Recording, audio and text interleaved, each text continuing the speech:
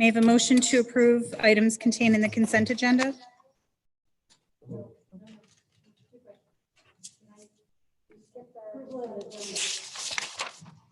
I'm sorry. May I have a motion to approve the agenda? Any discussion? All in favor? Any opposed? Move into our recognition of our scheduled visitors. And first up, we have Christine Starks to talk about our YMCA UPK program.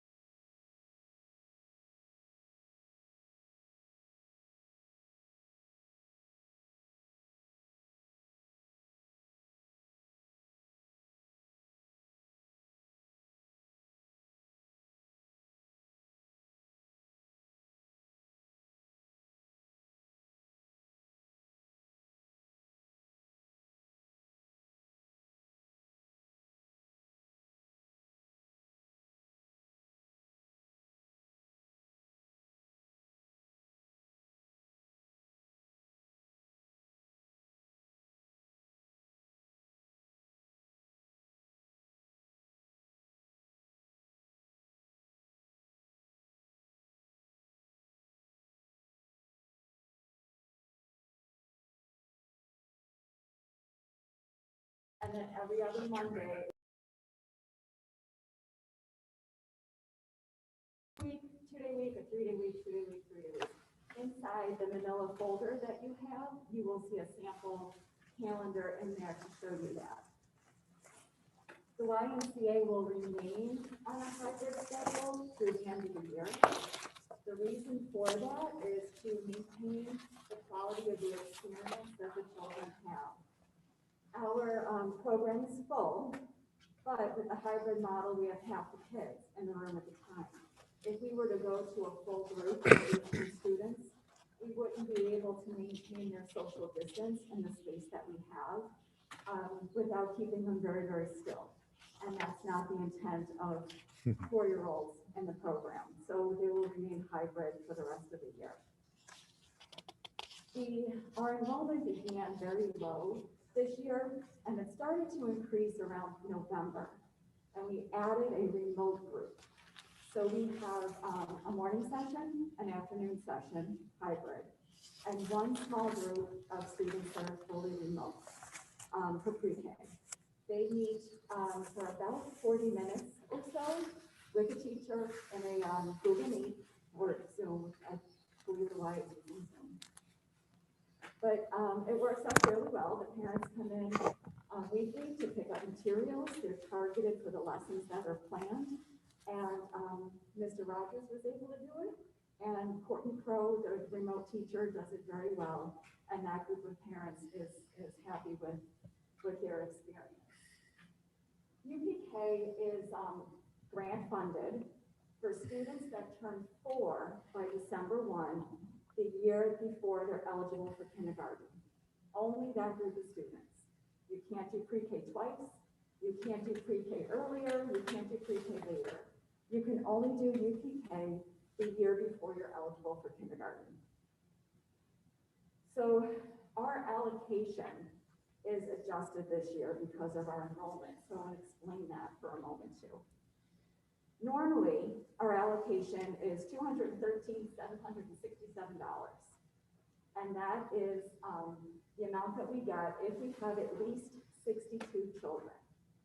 When we have at least 62 children, that amount is used to staff the program with the Y. We have a contract where they receive a percentage of the grant for staffing and other materials and activities.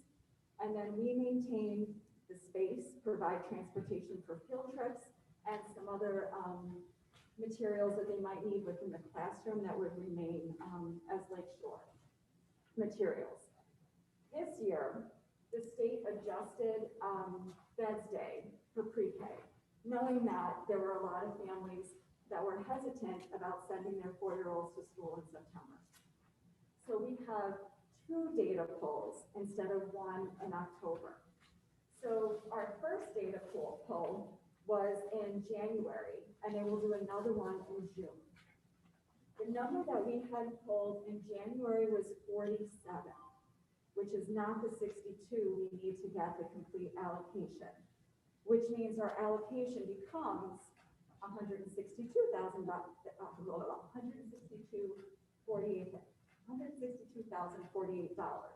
That zero in the hundred place just ring. So it's a difference of about $50,000. They will pull again in June. And every child that comes and goes continues to be counted. So of the 47 that we had pulled in January, if someone moves, they're still here. Someone replaces them, it's an additional child that we're serving. So that number could continue to go up, it won't go down. So what happens with the Y when we adjust our allocation is the amount that they get contractually is adjusted as well for their staffing. So it all works out in the end. But of course, we're hoping that more students enroll because we want more students to enroll. If we have more than what the space allows, the Y would have to increase their staffing to meet that need. And right now in the building at the moment, we have 45 pre-K students, which gives the full load for in-person and then 9 for remote. So we would make adjustments if we needed to. The YMCA also provides for our pre-K students a wraparound program for before and after school care as early as 7 in the morning and as late as 6 at night. So yes, there are some 4-year-olds that have a very long day with us, but they do well. And the programming in the Y complements the programming in the classroom. So those children that participate in RAP tend to grow academically and socially as they do have some more, although informal instructional time with program staff. Also in your folder, you will see a program description of something called PEDALS. PEDALS is a grant that we received a year ago. It's a 2-year grant, and it focuses on social emotional learning. With that, we received an instructional coach that worked with our staff, or the Y staff. They came in, they observed teachers, they observed students, they offered suggestions, they gave some professional development, and helped the teachers track data, behavioral student data, so that they can see how their instructional adjustments with the way they talk with children, interact with children, increases their behavior, their confidence, and their overall social emotional well-being. Also with that grant, we received $2,000, which purchased some supplies. Some of the supplies that we purchased were some classroom materials to promote social emotional learning that stayed in the classroom last year. This year, we wanted to do something to help support the families that were with their children more often than not. So also in your folder, you will see an array of activities, and we have a model zippy bag of some of the materials that we sent home.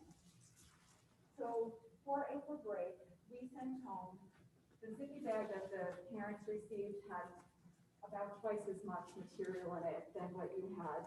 There's an activity for feathers, one for painting and lacing noodles, and the sticks with the Velcro dots would make some shapes and some building, some engineering work was able to go on.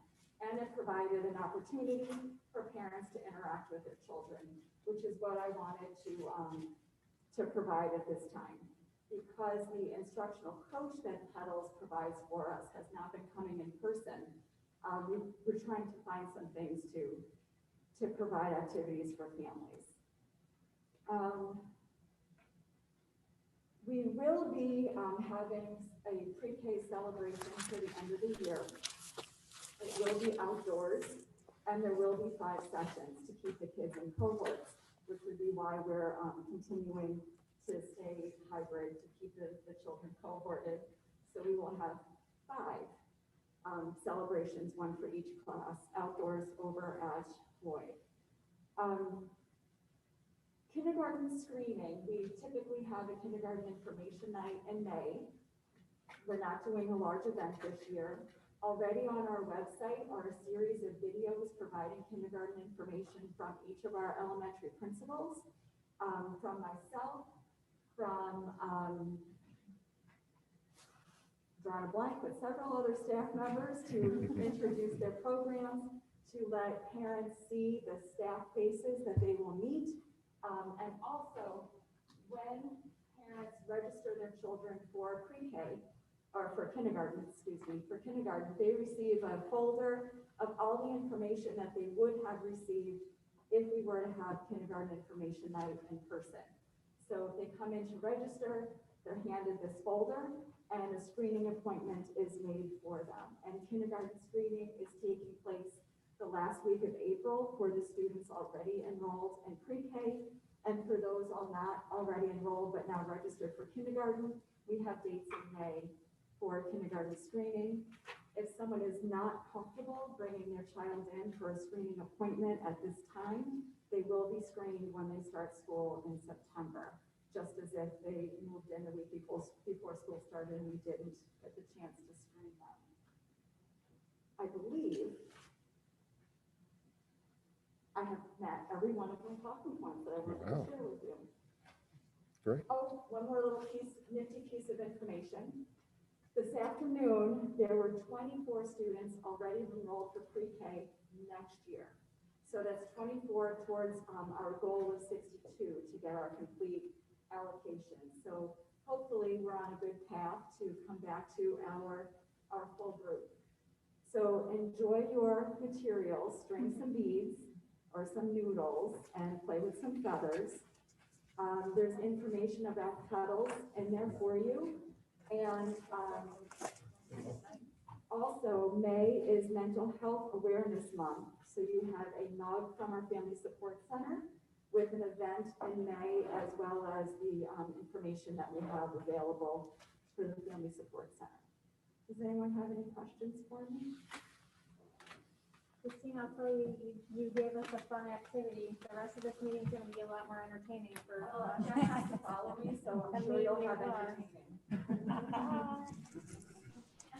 So the noodles were not to talk about, is what you're saying. Well, while Jeff is talking, you can take that string and string them all and make a necklace. And then, so then you're saying, we toss them to see who can land it on Jeff's head, is that the plan? Or- Yeah, Jeff is There you go. All right, I'm ready to start, I'm going next. Thank you, Christine. Does anybody have any other questions? Thank you for coming. Thank you, Christine.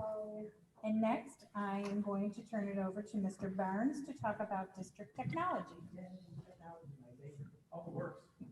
That would be awkward. Yes, it would be awkward. My name is Jeff Barnes. I'm the Director of Technology. I'm also the Chief Information Officer. I'm the Data Protection Officer, and I'm one of the Chief Assessment Officers for grades 3 through 8 testing, as well as the KITE assessment, which is a collaboration of 21 states, through the dynamic learning maps that deals with alternative assessments. So, but in tonight's presentation, we're just going to talk about my technology hat. So one of the things, as you notice with the pandemic, there was a major change in how instruction occurred and how things were going. Luckily, a few years prior to the pandemic, we had switched to a Google system, which is a cloud-based type of learning platform, classroom, web-based email, web-based documents, and thank goodness, because Lotus Notes wouldn't have handled it. And so we were able to shift pretty quickly. One of the benefits of working with such outstanding people here at Lakeshore is when Smart Schools Bond Act first came out, we were one of the first districts in Area 2 to apply for Smart Schools funding. We were one of the first to get the funding. And what did we get? Chromebooks. Thank goodness. So Chromebooks are Chrome-based laptops. They're not Windows-based at all, but allows us to integrate with our Google Cloud platform. So over the years, we applied for another round of Smart Schools Bond Act, got more Chromebooks, and now the eventual goal is we will be going one-to-one this fall.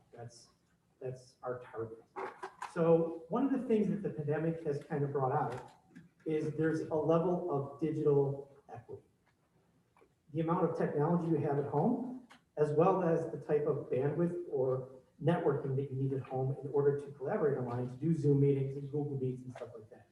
So we kind of looked at using a combination of different grants, different funding sources, as well as trying to find ways to reach out to our kids who didn't have reliable internet, to make sure that they could participate as we switch to kind of an online digital learning method, especially during the closure. And even now in the hybrid model with so many kids being remote. So one of the first things you'll see on the left-hand side is devices.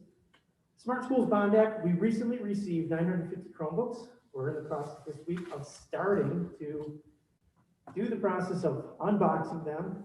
We have to label them, inventory them, charge them, add them to our admin console, connect them to our Wi-Fi, license them, and then restart them a few more times to make sure they pull down all the correct applications. One of the things that our Chromebooks will be doing is they're connecting to our new content filter, which is iBoss. So no matter where the device goes in the world, it will go through our content filter. Meaning that things like you can't go to look at bombs or guns or inappropriate material. It's just part of our standard, acceptable use policy, and also to protect children as they kind of wander around the internet. So we have 950 already to start being unboxed. We've put in our third round. I can honestly say there's a lot of districts that haven't even put in their first round yet with smart schools. We're on our third. We're really hitting the ground running. So as I like to say, especially with the help of Melissa, Lakeshore leads the way. We were the first in year two. We had a lot of other year two districts call us to say, what was the process? What did you do? Can we see your effort? Like, we were the leader. We were the first ones to kind of put our foot out there and say, let's go for it. These kids need the devices. We need to kind of move on with what we were doing before of like small shared carts and just a few iPads to really get technology into the hands of kids. I think, Melissa, your phrase was think obscene, right? It was think obscene, like just think of the greatest amount of technology that we can put in the hands of our students. So luckily through a previous capital project, we had upgraded our network infrastructure to handle all these devices. And we recently switched over to a BOCE's 5 gig circuit. So normally we're on a gig line, we're on 5 gig, we're on the fastest possible. Now you're probably thinking 5 gig doesn't sound really too fast. In a normal day, we maybe do 22 megs to 50 megs of data in and out. It usually spikes when there's server updates, March Madness. It usually spikes during state testing or anytime there's a lot of online activity. We don't even touch the pipeline. It's just a trickle going through. So 5 gigs really future-proofs us for pretty much going to a one-to-one type of environment where every single student will have a Chromebook. We looked at iPads, we looked at alternative devices. Chromebooks just seemed the easiest. There might be a little bit of learning curve for the younger grades, and we expanded our user accounts. We usually start around 4th grade. We expanded down to kindergarten because the teachers saw the value of Google Classroom and Google Meets and seeing the kids' faces and being involved, and it was one-stop shop. So instead of trying to see if kids could connect to Seesaw or kids could connect to this or the other programs that allowed you to video, everybody being in Google, jumping into the Google pool just made things easier because it was consistent K through 12. So as the kids progressed in grades, they already had the exposure to Google. They didn't need the training when they went on to the next grade and the next grade. So we are looking at our third round and looking for another 950. Right now our population is about 2,080-ish. We have a few kids who are just leaving the district this week, but we're kind of shooting for about 2,100 Chromebooks to have some spares, and that'll be our summer work. We're pretty much going to just be focused on getting one-to-one ready in the fall. Now, we have to wait for SED to approve our third round. If they don't approve it within a short amount of time, because I got to get the order in, we're probably going to focus on rolling out one-to-one K5. I have enough devices to cover that. And then I'm going to collect all the Chromebooks that we've loaned out and all the Chromebook carts that are currently in all the other schools and pump them into the middle school, high school, so they have enough devices. So at least they can use them during the day. Then when we get approval, we'll roll out one-to-one for them. So we have a backup plan in case SED doesn't get to approve it, but we have a pretty good shot. Our third round literally is devices we've already purchased. We were approved before, we've already submitted it, we're just waiting for the review. So that's our goal. We're gonna go one-to-one. That at least addresses the digital equity. Some kids are using phones at home, some kids are using laptops, some kids are using tablets, some kids are using iPads. We recently had a student whose laptop could no longer update and he couldn't use Google anymore. So we have to give him a loaner laptop. So by giving this one-to-one, we control the environment. We know all the devices have a webcam. We know all the devices will run Chrome. We know they're filtered. We know they're protected. And they can't, because they're kind of locked down, they can't log into anything else other than Lakeshore. So it kind of gives us a focus of control, even when the device is not physically here. But it's part of our rules that we have to protect. We have to have the filters, the SIPA filters in place. The next thing that we also got was a My Brother's Keeper grant, which in our case addressed our male Native American students. We, Melissa's work got enough money for 200 Chromebooks. We sent out 176 were issued. We have 26 spare. At the same time, the Seneca Nation of Indians has handed out some Chromebooks as their own. So we've kind of tag teamed together. We've gotten a few coming back because they already had a Chromebook. So we can repurpose those. And that's going to go into our mix of our one-to-one. So it was a good test of our new system to roll out Chromebooks. As you can probably guess, 200 Chromebooks took about 4 days. It was done over a break, and it was all hands on deck. But we weren't dealing with the normal day-to-day. There were no tech calls. We were just literally focused on getting a system down, and we think we've got a pretty good system in place. So once these other 950 come in, by end of June, I'm hoping the current amount is done. And hopefully if we can order them soon, the next amount, so come fall. If not, we know K-5, we're ready to roll come day one of school. So that's kind of our focus. Yep. So Jeff, when you say it's gonna be one-to-one, if there's 3 kids in a home, Yeah. will they each get one? Every kid gets a Chromebook. I'm like, Nice. well, you get a Chromebook. Yeah, so yeah, And it'll be everyone. like signed out to that child and. Yeah, so I wish I would have brought one, but we have a different system. It's called Chrome Hero. It actually tags with a barcode scanner. You tag the device, you tag the student's ID, and it connects it together. You print out a label, slap it on, has the kid's name on it. So there's no doubt who it belongs to, and this is, that particular student.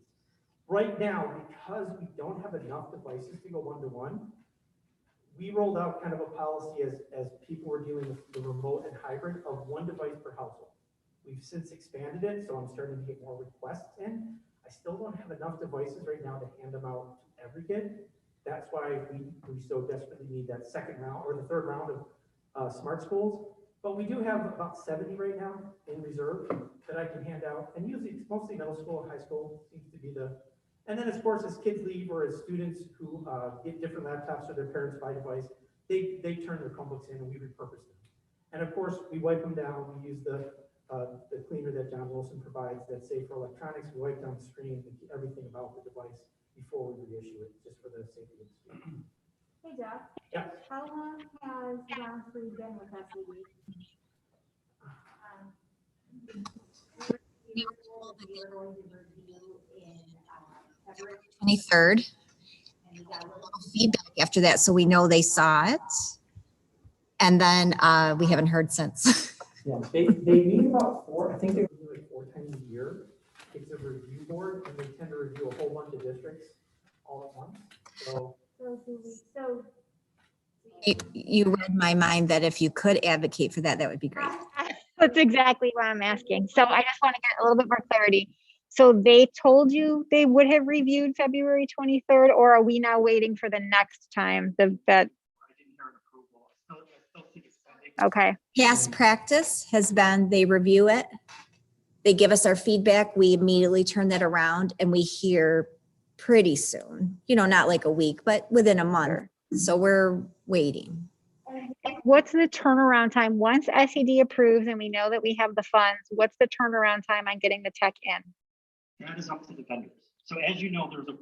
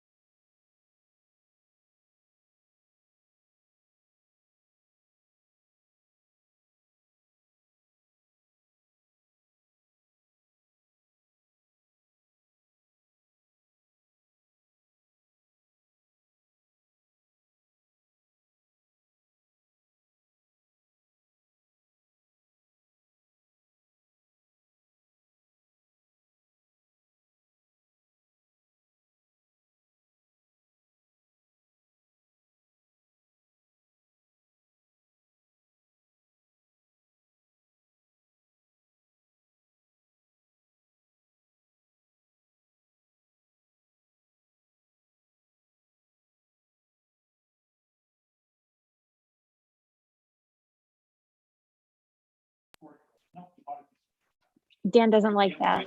So,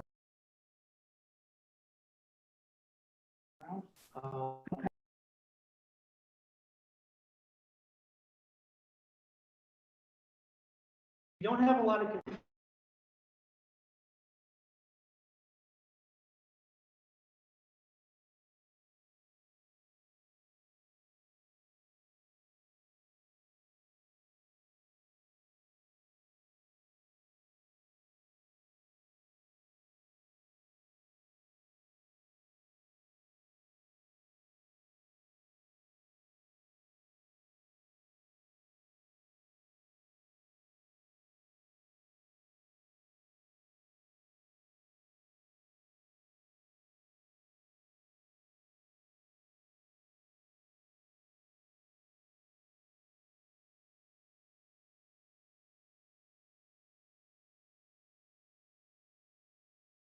I'm hoping that.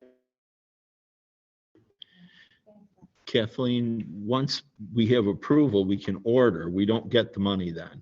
Once we pay for them, we submit and we wait 6 months to a year is what we've been waiting for the reimbursement. Right. So I want to just be clear too. That's two different orders of 950, right? Is the first one, we ordered that a couple months back? Is that when we? What happened was we ordered round one of smart.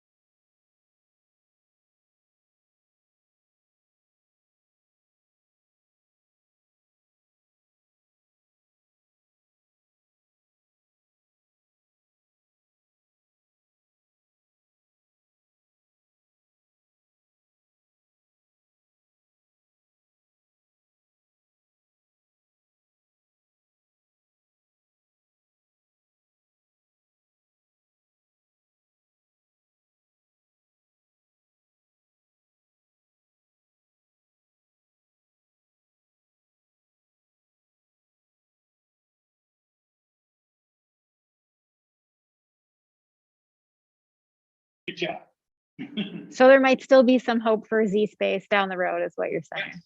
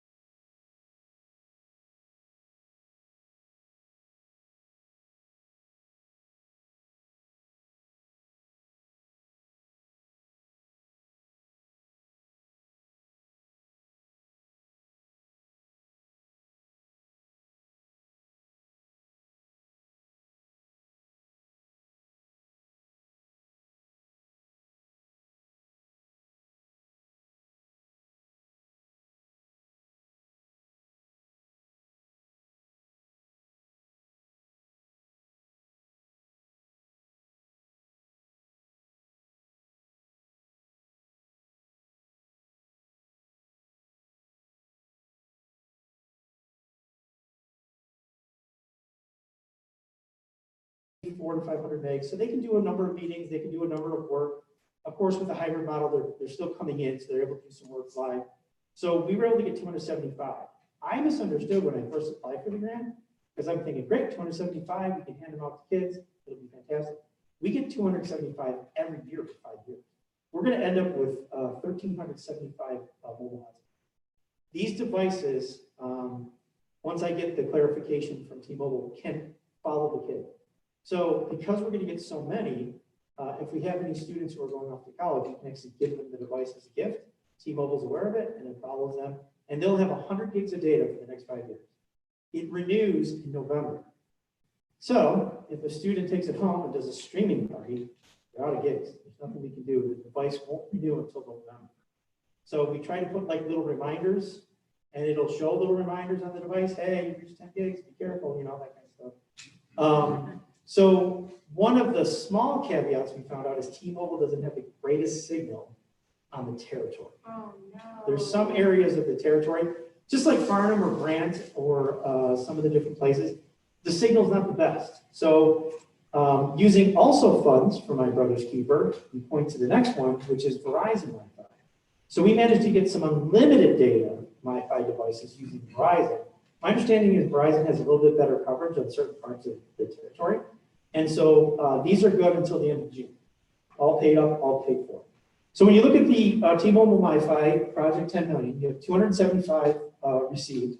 We've issued 199 to students. We have 76 spare that we can issue if you need. I'm ready to, it's relatively quick turnaround time. Once I get the request, they usually get it that day. And then we're in November, we're expecting our next round of 275 devices.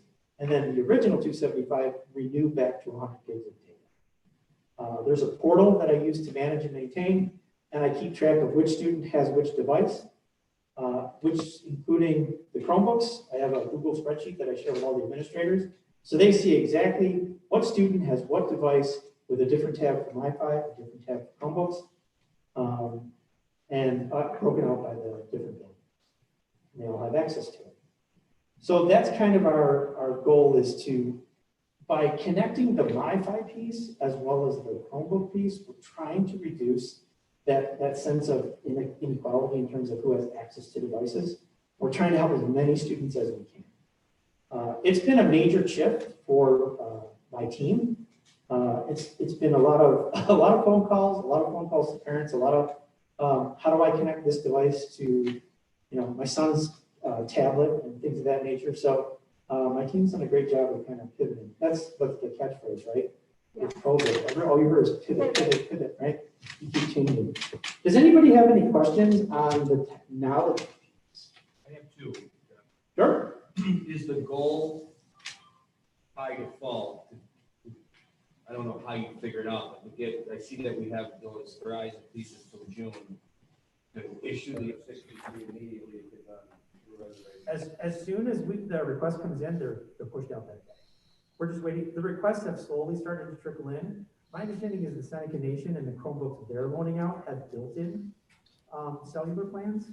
So if they're getting it from the territory, they get Chromebook and cellular service, so they don't have to worry about the separate Wi-Fi piece. The devices we order are just Chromebooks. They don't have a cellular plan. So yeah, as soon as the requests come in, and I've mentioned it to the building principals and the secretaries as well. If you get a request or a student struggling or whatever the case may be, let us know. We'll send it out. We will definitely send it out. And the other question I have is just your guess. How many students in the middle school and the high school will still be using their own devices when it's one-to-one? When it's one-to-one, that's really good. Well, ideally, they're going to use the device we issued them. It's going to have a webcam. It's going to be connected. I can't control what people use at home. If the kids want to use their phones and they want to use, their tablet, I can't control when they're off site. Currently, how many would you say use their own devices? Well, when you figure we have, 2,080 students, and I've issued 439 Chromebooks. So we have, people are using mom and dad's laptop, the family desktop, iPads, Samsung tablets. There's a mixture. So in the Chrome console, because of the background, I can see what devices are connecting and how students are logging in. And you see a whole ton of Samsung, a whole ton of, Nokia, you see all kinds of phones. Almost every Android maker manufacturer is being used to log in. But So for every reason you gave, the encouragement is going to be use the school issue device. absolutely, yeah. because it's gonna have a full keyboard, it's gonna have a touchscreen, it's gonna have a webcam, it's gonna connect seamlessly to any of the Google Classrooms, any of the Google products. It'll have the apps and extensions that we push out, and it'll be protected through a content filter. And it's new. Brand new, And it's yep. So looking at long term, so one of the things you have to do as a director of tech is logistics, which is one of my favorite things to do, right? That's not the only thing. So looking long term, you realize that devices after a certain time have a shelf life. Chromebooks expire. The Lenovo's we bought back in the day with round one are end of life, meaning they're pretty much at their max. They might get one more security update, but after that, that's it. Perfect timing, because we're going one-to-one with devices. So my thought process is, starting, not necessarily next year, because we only have a year under our belt, maybe the following year, I replace kindergarten, 6th grade, 9th grade Chromebooks. And they follow them through. So I'll get 5 years out of the little kids, roughly.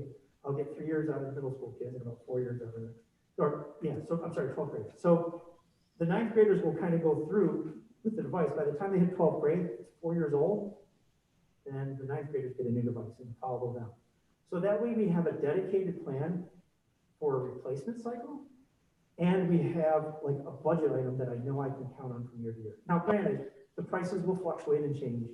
Chromebooks, roughly about $250 with a license. You have to license them to add to your console, but the device we get, and because we do a bulk order and because we're a pretty good Dell client, I always haggle. They hate me. I haggle like crazy.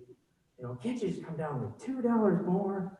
You know, but times 950, that makes a difference, you know, or when you say that you can use for something else.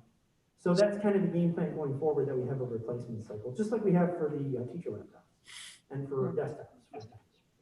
So Jeff, my heart dropped in my stomach when you said the T-Mobile didn't work in some parts of the territory, because that, to me, that was like almost a good point. Remember, you and I had some conversations at the time about canceling families we were trying to get those out to. It sounds like the Verizon was like, you know, a good save for a couple people, but Looking up there, we have a healthy number of spares between T-Mobile and Verizon. Safe to assume that Most of the families that help have it. Well, in many cases, there's just like when you drive through different parts, like I have T-Mobile. When I go to AJ Schmidt, it doesn't work. I get Canada, you know, so, but a Verizon phone works fine. So it's kind of hit or miss depending on it. We've partnered with the Seneca Nation. They have the Early Childhood Center that has Wi-Fi. They have other places on the territory that have Wi-Fi. We have Wi-Fi in all of our parking lots. We have Wi-Fi in our buildings. Students are welcome to, you know, to come in. And in fact, I've seen it where students have sat in the parking lot. They've had kind of a little meet and greet, sit out in the car, socially distanced, and they work on stuff. So they get to reconnect with their friends and still able to connect to the district network, and they don't have to worry about that. Now, obviously, in the wintertime, certain times it's inconvenient, we get that. But we're hoping that there's gonna be some movement with T-Mobile now merging with Sprint. So that's gonna expand their network. So hopefully that will address some of the shortcomings of the network in certain parts. And it's just a matter of, we keep looking for other alternatives. I mean, just because we've applied for these doesn't mean we haven't stopped looking. You know, if another mobile hotspot place comes out and we can figure something out, I'll work with them too. You know, it's just a matter of trying to find out what's best for our students and being budget conscious, you know. It's hard to go, you know, back from free, so, which is great. So, Sure. as a side note, Project 10 Million, also any first responder, police officer, nurse, if you apply for this, you'll get a cell phone with an unlimited data plan, context and data for yourself for free. Wow. Yep, it's all part of their way to kind of address the pandemic. So, yeah, super nice. How long would you say it takes to get a Chromebook from like unboxing to completely set up and into somebody? Into somebody's hands. To get it set up too. Right, say 20, 25 minutes per Chromebook. Sometimes there's a hiccup. We have a thing called the Go Box that can let us do 12 at a time. The company says it can do 12 at a time. You know, so sometimes it errors, sometimes it hiccups. We have to restart it several times, so it picks up the we use a separate network because we separate our lands, our big lands, our local area networks and our wide area networks. So we have different, and we have one dedicated just for Chromebook setup. It's just the way that that particular box works. Once it's set up, it enrolls, it does everything, we reboot it a few times to make sure it picks up the normal networks that you would hit in a building. So no matter where the device goes, it just works. So 20, 25 minutes, if everything works. So sometimes you run into, like you said, we've opened a few where the screen was cracked, or it's missing keys, or it doesn't have a charger, believe it or not. You know, Have enough resources now, like, to do even more, even. Oh, yeah. You know, from working full-time now, actually interacting with people and troubleshooting things. Yes, yeah, I have a great team, that's gonna be my next slide. Nice segue, by the way. Hey, cool. The 20's in the middle. So, I wanna let you know about your technology team, because these guys and gals really deserve a lot of praise, because they did a great job in terms of shifting.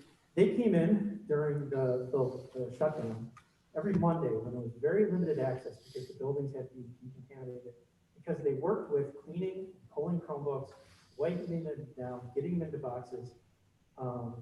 Periody and the transportation was nice enough to do deliveries door to door, to get devices into the hands of students.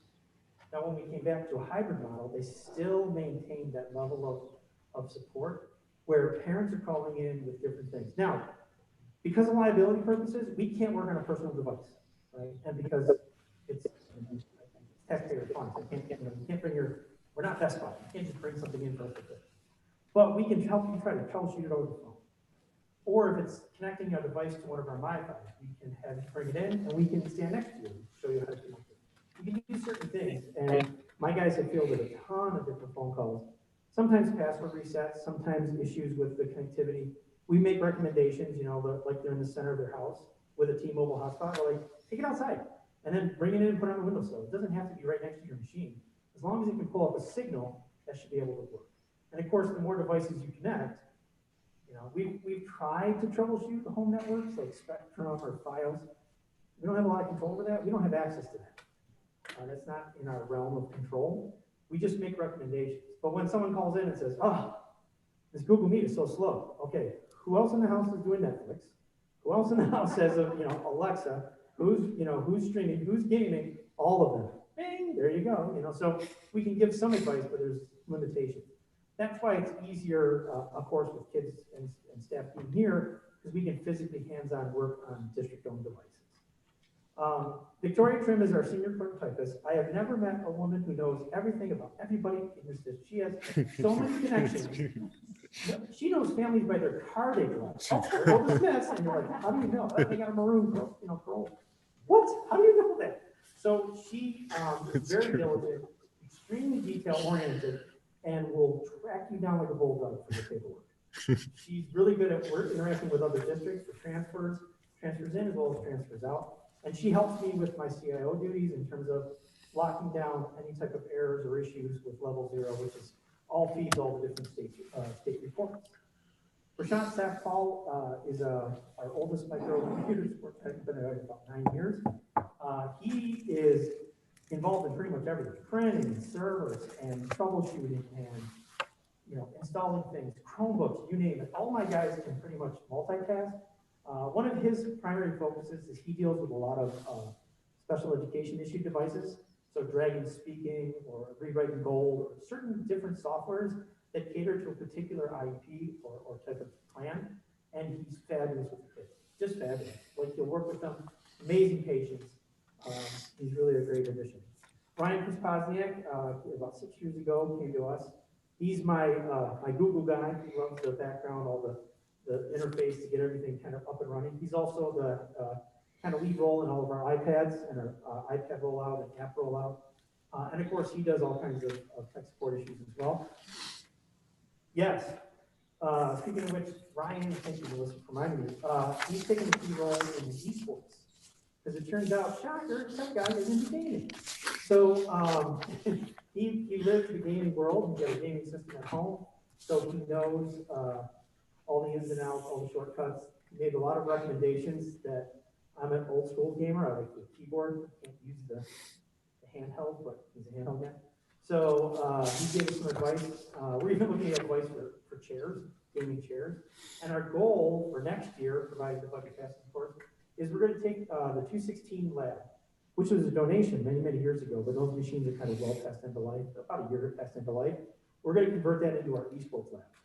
So we're going to have 12 really high-end computers. We know we're going to have the bandwidth, we know we're going to have the devices, so it's really going to be the skill set of the kids. Because we don't want any limitations, like older machines or anything, kind of slow them down. And right now, we've been participating in, I don't know the name of the game, I just blanked. Basically, you drive a big car and hit a soccer ball. I can't remember the name of the game. So, well, we were undefeated our first week because the other team canceled. And then we Motorbike forfeit. yes, thank you, Rocket League. Oh, yeah, Rocket League. So kids love it. The kids have been giving some feedback. Ryan's been giving some feedback. We've been working with Christiana as well to try to get some. We're looking at even creating a logo, maybe having some of the art students putting a logo on the wall in that room, just kind of fixing it up so it looks any kind of it's a huge thing undertaking now, esports. I mean, there's scholarships available, there's international leagues, so it's something that, again, in education, you kind of like our VR, when we unfortunately had to put that on hold, but at one time we were using tilt brushes. Kids were putting on VR headsets, getting hand controllers, stepping inside of a box, and they were painting the world 3D around them. You know, pretty cool stuff that you're not really going to see in many places. That unfortunately kind of took a back seat because of you couldn't COVID vaccine, or you couldn't decontaminate those devices, so we kind of have to wait to see where that goes. But we found some workarounds where you can actually, not ideal, but you could see it on the computer monitor. It's not 3D, but at least you can still do the work. So we've done all kinds of different things in our technology department, and no matter what gets thrown at us, we're like, yeah, cool, let's do it. So there's really nothing that we can not really handle. I mean, like I said, I have a really good team. Ryan Ellis is relatively new to us. He is also involved in a lot of the day-to-day stuff, especially getting Chromebooks handled out. He's kind of he just pounds through them. It's amazing to see. He's got a system down. He also deals with a lot of going into classrooms and dealing with projector issues, desktop issues. Basically, the one thing that I can say is all three of them are approachable. That's the one thing that's kind of nice. Usually when you deal with a technology person, it's like, move, and they just fix it and they walk away, you know, or they're really awkward. My guys are approachable. They're very friendly. They'll explain it to you in terms that you can understand, and people aren't afraid to come to us for help. That's the one thing, our curse, right? But job security is we're not afraid to help anybody. That's what we're here for. And it's okay, you know, it's okay to call us. It's okay to put in a text request. It's okay to send us an email. We're going to help you. No one's going to be turned down for help. And they're just very approachable and a great team. I really give a lot of credit because all the things we've been able to accomplish because of all the work. I told my guys over today, I'm like, I'm going to give you guys a little bonus. So it's 98% leadership, 2% your work. And they're like, oh, thanks, boss. Well, I might give you 3% if you bring me donuts. So also part of the team is Mike Drezick and Deanne Polian, teachers on special assignment, worth their weight in gold. Rock stars. Yes. So one of the things you have to realize is our job is to make sure things work. Their job is to show them how to integrate it into the classroom. A very daunting task. So because, in a way, one of the, I would say, bright spots, if you can say a bright spot of the pandemic, it has brought a lot of staff and a lot of teachers into embracing technology and using technology to reach out to kids. You've seen more use of Google Classroom, more use of Seesaw, more use of IXL, more use of online resources as a way to reach kids who might not be in your physical classroom. Without their help, it would be impossible. I've dealt with other districts, I've talked to other districts, and they don't have it. And they're struggling. Every teacher's kind of on their own. There's no consistent method of doing Google Classroom. There's no consistent method of a Meet. There's no consistent method of using all the different resources that the district kind of buys into. But because of those two, we're able to kind of standardize so people can, and then the teachers can collaborate. Oh, this is how I use Meet today. Oh, this is how I used it. And this would be a great extension to have. We research different things. So now we can take attendance in Google Meet. So, link it back to PowerSchool. So there's different things that we can do because of their leadership and their willingness to learn. And they're still, even though they're on the technology side of the field, they're still really kind of embedded in their head in the classroom. And that's their focus. Without a doubt. And then Tom Spada is our BOCES, local area network. He's the one that does all the magic. I like to say the blinky blinky light room. So he does all the work behind the scenes. And so if you notice, we've had several power outages and we've had several issues, and no one's lost any phone and no one's lost any Wi-Fi. Well, because you're not supposed to notice. If I can do the work behind the scenes to get this to work, so you don't notice it, is monumental. But it means we're doing our job. So Tom Spada is here one day a week. He helps us with pretty much everything, but his main role is the servers and the local area network, make sure all our wireless is working, make sure all the servers are working. And we've actually gone to a virtualization. So we're reducing the physical footprint of servers, buying some beefy, big servers, and they're all virtual. So three servers are actually running pretty much the entire district. But it's backed up, triplicate. We have a massive power supply backup, which in turn is connected to a gas generator.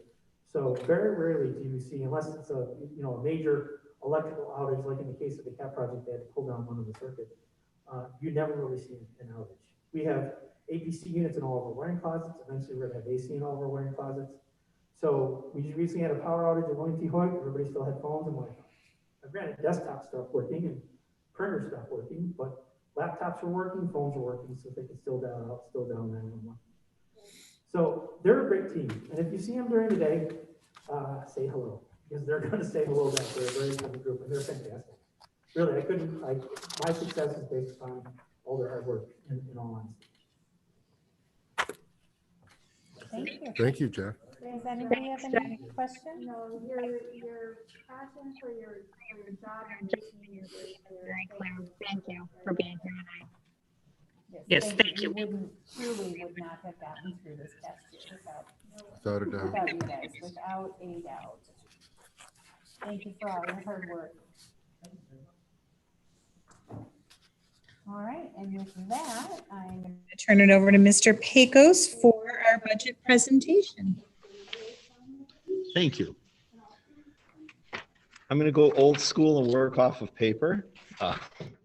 And just mention that, in over 30 years in the business, I always tell myself that, I don't think the budget process can possibly get any more bizarre.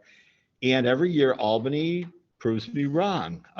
This year, we pretty much had our budget done when we had our preliminary discussion, and we were in a holding pattern waiting for the final state budget. When the final state budget came out, it included a couple of buckets of federal aid for us in addition to some increased state aid, but with very little details. So we kept looking for details, and as late as just the end of last week, balanced the budget based on the details that we had. What's different this year is that federal aid is not included in the regular general fund budget that we're going to ask the voters to approve.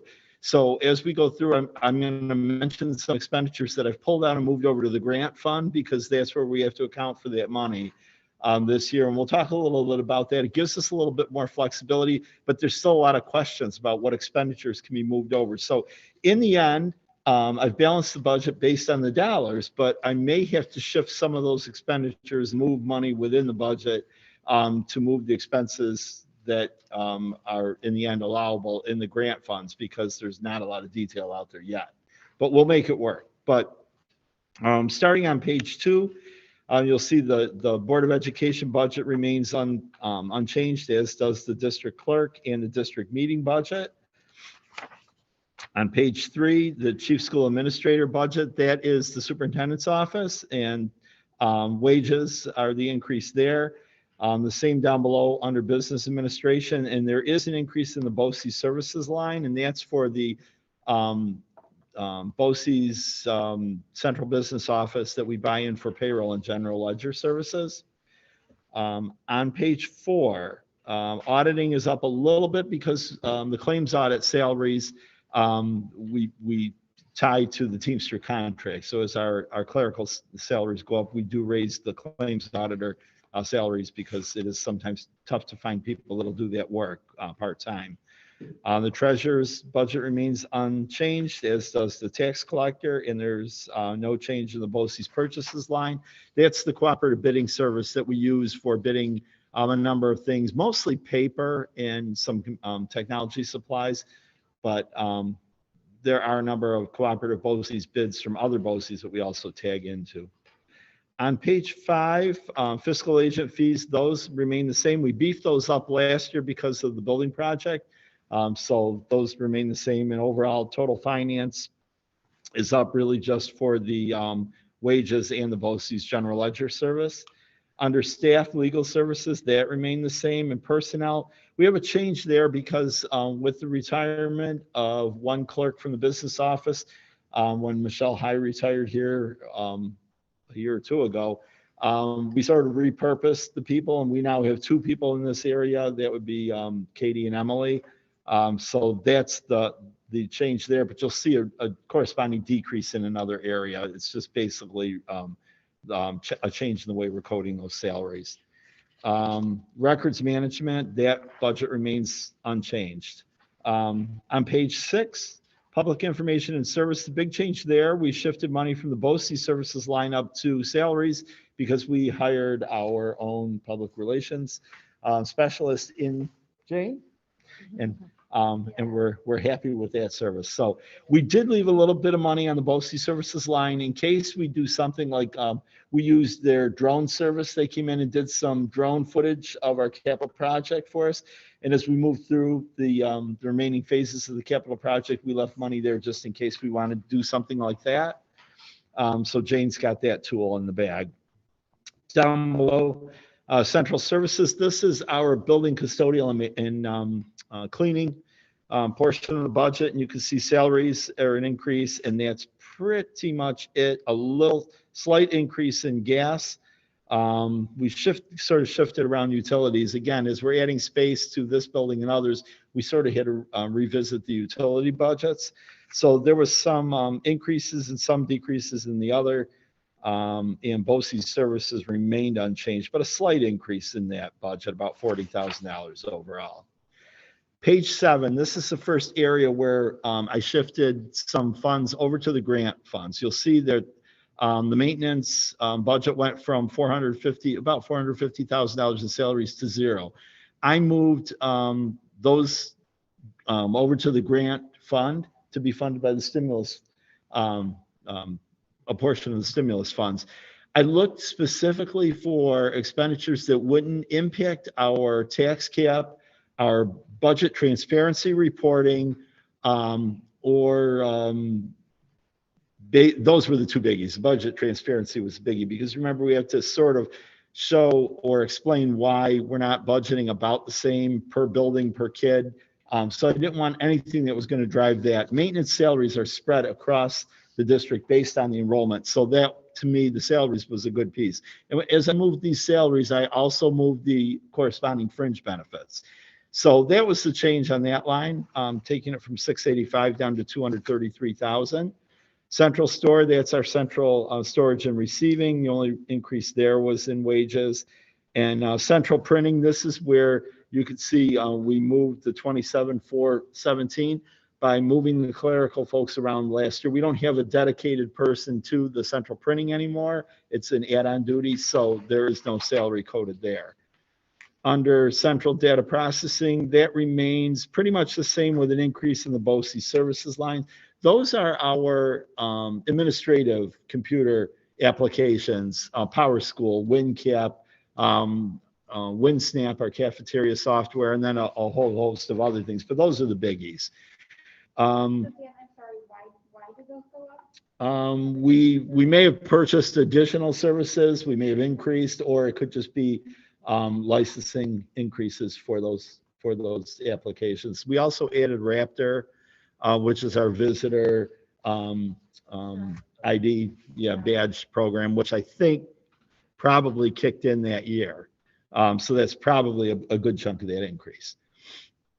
And then down below, slight increase in our liability and casualty insurance, slight increase in BOCES administration, and a decrease in the BOCES capital and rental charge. So overall, under special items went down about $60,000. So on page 9, then our total Draft budget, general support budget is going from just over $7 million, $7,006,558, down to $6,598,756, decrease of just over $400,000 or 5.82%. Then moving to page 10, we move into the instructional area. Under curriculum development and supervision, slight increase in BOCE services, again, for some of the curriculum services that we use, but just, not even $200 there. And under supervision, regular school, these are the principal offices then for our various buildings, wages being the largest increase. And then you will see some shifting between equipment, contractual costs, materials, and supplies. That's based on each building's building-based budget. So the principal receives an allocation of funds and they tell us what budget lines they want that allocated to. So that does shift year to year, and that's based on the enrollment for this current school year. And just a slight increase, about $500 on the BOCE services line. Supervision continuing ed, that speaks for itself. Hopefully we'll be running more continuing ed next year. And under research planning and evaluation, again, pretty much just wages is the increase, and a slight decrease actually in the BOCE services line. Under in-service training, just a slight increase in the BOCE services line, again on the in-service budget. So total administration and improvement is going up by just over $100,000 from $1,900,167 to $2,466. Teaching regular school, this is our regular classroom budget. So you'll see we have an increase in the salary line, but this was after moving about $50,000 of summer school salaries to the grant funds also. Summer school is one of the things we're actually required to spend a certain percentage of those grant funds on. So as we go through this budget, I'll point out where I've pulled out summer school expenditures, including salary and fringe benefits, but $50,000 out of that line. And I just wanted to note on the equipment line, you'll see an increase. Again, this is based on the building-based budget, but the music instrument budget was decreased last year down to $20,000. It's been increased back to the $30,000 limit in this budget, so it's restored to where it was previously. And then a slight decrease on the BOCE services line. We went through some of the services we were buying, and as enrollment has dropped at the elementary level, one of the things included in here are elementary science kits, and we're buying less of that, doing more in-house, so that resulted in some savings. On page 13, programs for students with disabilities. This is the special needs budget. You'll see a slight increase in salaries. There is a reduction of one FTE teacher and one FTE teacher aide, and that's just basically by attrition because of numbers in the classrooms. Other than that, increase in the BOCE services line, and we project the BOCE services based on current enrollment, and then I also include some money in there in case students move into the district or different students are classified or a change in services. So we don't budget the exact dollar amount. We do give Jill Benedict some leeway there. Well, and this is where, Dan, that reserve fund would be very helpful. Yes. That bill for the reserve fund. Yes, absolutely. Rainy day fund. In the bottom portion of page 13 is a new program for English language learners, and we do have a need for that in the district with a couple of students. So that was new. We started. I think it was previously included under the special ed budget, and they broke it out under BOCE. So I've broken it out in this budget now. On page 14, under occupational education, that includes all of our career and tech and P-Tech tuition costs to BOCES. We did include two P-Tech students, two new P-Tech students for this coming year. So assuming the budget passes, we will be able to send two new students this year. Under teaching special schools, this is where the lion's share of the summer school costs were budgeted previously, and we moved $115,675 plus the associated benefits for wages over to the grant fund for summer school. The neat part of having it in the grant fund is we're not tied to this overall budget. So if we find that there's a greater need for summer school and we need to add an additional section of this or that, or we've got more kids coming than what we would have budgeted for in the past in this budget, by having it in the grant fund, we can put in an amendment and request that we can spend additional money, and we can do it. So it really gives us a lot more leeway as we move towards summer school and figure out what that's going to look like this year. Down below, I pulled $1,000 out of materials and supplies and $2,000 out of textbooks because those were budgeted also for summer. So that would move over to the grant fund too. Under library, school library and audiovisual, a slight increase in the wages and a slight decrease in materials and supplies and library books. Library books were funded based on a flat amount per student based on a number of students. So we were spending quite a bit more than we needed to generate that aid. So we did back that down a little bit to ease some of the stress in other areas of the budget too. Next page, page 15. This is where Jeff's department bought it. No, I'm only kidding. We moved the technology wages over to the grant funds also to be used by those federal funds, about $417,500. And the rationale I'm using is that they're the people that are making this whole thing right now with the synchronous and remote instruction and everything. We'd be dead in the water without them. I don't know in the end if they'll let us allocate that. We might have to pull that back and allocate something else, but the numbers worked and the rationale seemed to work. I bounced it off some people and my contacts, and again, without any really firm guidance yet, they said that sounds like that would be a rational thing to do. So it's all there, it's budgeted, but it's budgeted in the grant fund now. The rest of the budget stayed the same, again with a slight increase in BOE services lines. And we went through, I'm trying to remember, Jeff, if we picked up any new services in that line this year for students for classroom, other than the esports.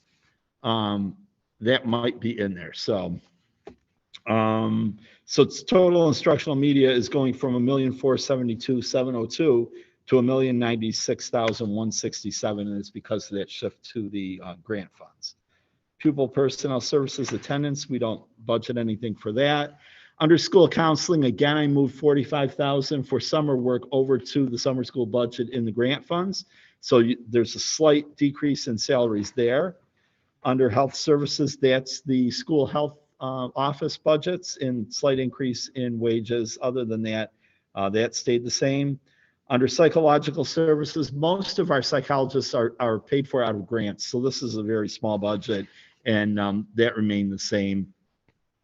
Social workers, these are not all of our school social workers. I think, no, maybe they both are in here. I bet they are, yeah. Yeah, some portions of the salaries are in grants, but this is the remaining portion. So the only increase there is on the wages. Under co-curricular activities, that budget is pretty much just the advisor paid, and that's according to the teacher's contract, so that remains unchanged. Under interscholastic athletics, a slight increase there. Again, that's according to the teacher's contract on the salary lines, but we've also added, if we've added any sports, we've also added those stipends also. And the rest remains unchanged there. So total pupil personnel services goes from $2,157,578 to $2,171,293, just about a $20,000, $14,000 increase. Total instruction is going from $29,519,478 to $29,506,993, a decrease of $12,485 or 0.04%. So almost flat on the instructional line, but it's because we moved so much to the grant funds for the federal stimulus money. Under pupils Transportation, this was a bizarre one this year because usually we budget based on the current year bus runs, but this year we're not running a normal year. So we had to go back to previous and see how do we budget and assume we're going to be running bus runs based on how we did basically at the start of last year. But we've budgeted it that way.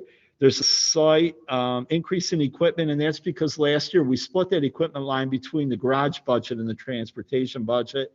We had a number of things we had to replace in the bus garage, the floor grates that were bent and rusting and really a trip hazard, I think was the main reason. And I think the antenna on the roof. And this year we don't have those costs. We took care of them last year. So we shifted it back to the equipment line for transportation. And one of the things we're looking at for there, our routing software program now has a turn-by-turn directions element. So we could, we're looking at mounting an iPad to the dashboard. So when we have a sub bus driver, it will literally work like your car GPS, you know, in 500 feet turn left, but we'll also be able to program in the bus stops. So you'll recall a few years ago, we had one house that no matter who was on the bus route, they always missed it because it was sort of a blind house. And by the time you caught it, you were past the driveway and, you know, the parents were upset and because, you know, the bus wasn't stopping at the driveway, but it was really a difficult stop.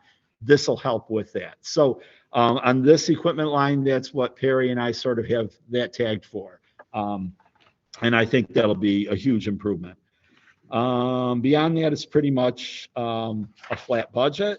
And again, garage, you can see we, on page 20, we moved the equipment back over to the transportation budget. The rest of it remained the same. So pupil transportation is going from $3,008,951 to $3,090,156, an increase of $81,205 or 2.7%. No change in community services. Undistributed, this area of the budget on page 22, the first portion is employee benefits. These are net. These are shown net of the benefits for the salaries that we moved over to the federal funds. So you can see employees' retirement increased. Actually, I had moved up just almost $120,000, 118 and change over to the federal fund. But that's basically a factor of increased wages and increased contribution percentage because of costs in the retirement system. Teachers' retirement, you see actually a decrease of about $200,000, about $180,000. And that was after I moved $46,000 and change over to the grant funds. But again, different change in wages in addition to contribution rate, had some savings there. Social Security taxes, again, a slight decrease. And we moved almost $85,000 over to the grant funds for the federal stimulus portion of that. Workers' compensation insurance came down from our initial draft budget. We had carried that amount over, and the $343,222 is actual. We're in a self-funded group, so it's based on our experience. With being closed last year, our claims were down. And then this year, with half the kids here half the time, we've had better experience. So we're seeing it in better rates. And so that's a big help. And then the other biggie is health insurance. From the initial budget, we came down $336,000, almost $336,500. We were able to get the total increase down to about 6%. So that helped, and that translated into the savings from the initial. It's still an increase over the current year budget, but a lot lower than what we had in the draft budget initially. Then moving into debt service, you'll see we're going from $2,725,000 in serial bonds down to $1,285,000. That's because in the current year, we're paying off one of our old serial bonds, and I'll talk a little bit more about that in a few minutes. Christine told me I have 2 minutes, so. On page 23, we have our bond anticipation notes. You can see we're going from $905,000 a budgeted payment on our capital project to $2,004,000. What I did is tried to hold the debt service level so that it didn't drive our tax cap crazy or drive us into a negative tax cap.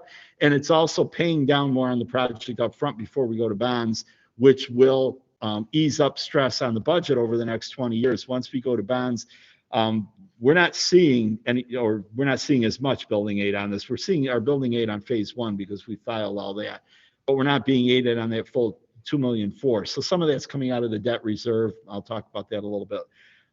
But that'll ease up stress on the budgets over the next 20 years. So we've paid down several $1 million on the projects already on the current set of capital projects. And the rest are the bus bond anticipation notes. Under interest on the serial bonds, you see we're holding steady on that, and that's projected. Under the bond anticipation notes, we have an increase on the capital projects.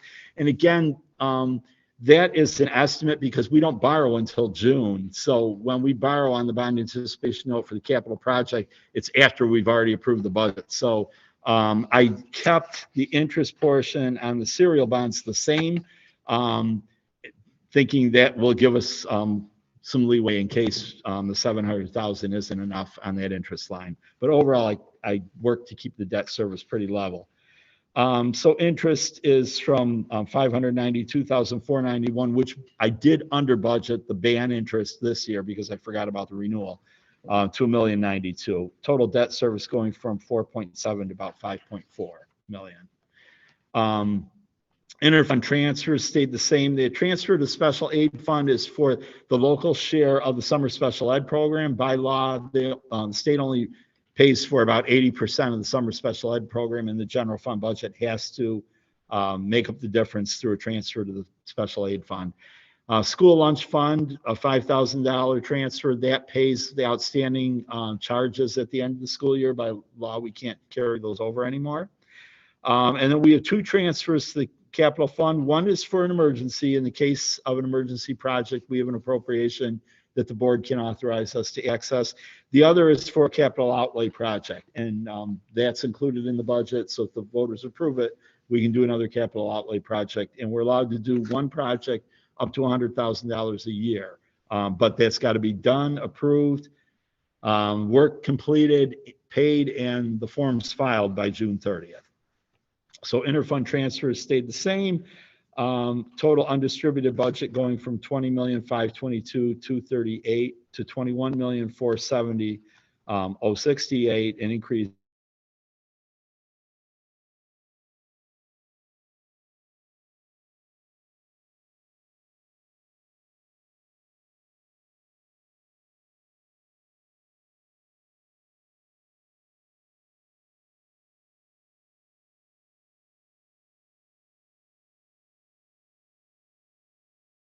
just over 1%, 1.1%. Then looking at the revenues, payments in lieu of taxes are up just slightly, and this is based on our current pilots. Interest and penalties on taxes, I dropped it because we didn't get the full $2,000 this year. Erie County sales tax, we had dropped that, you'll recall, about 20% in the current year budget.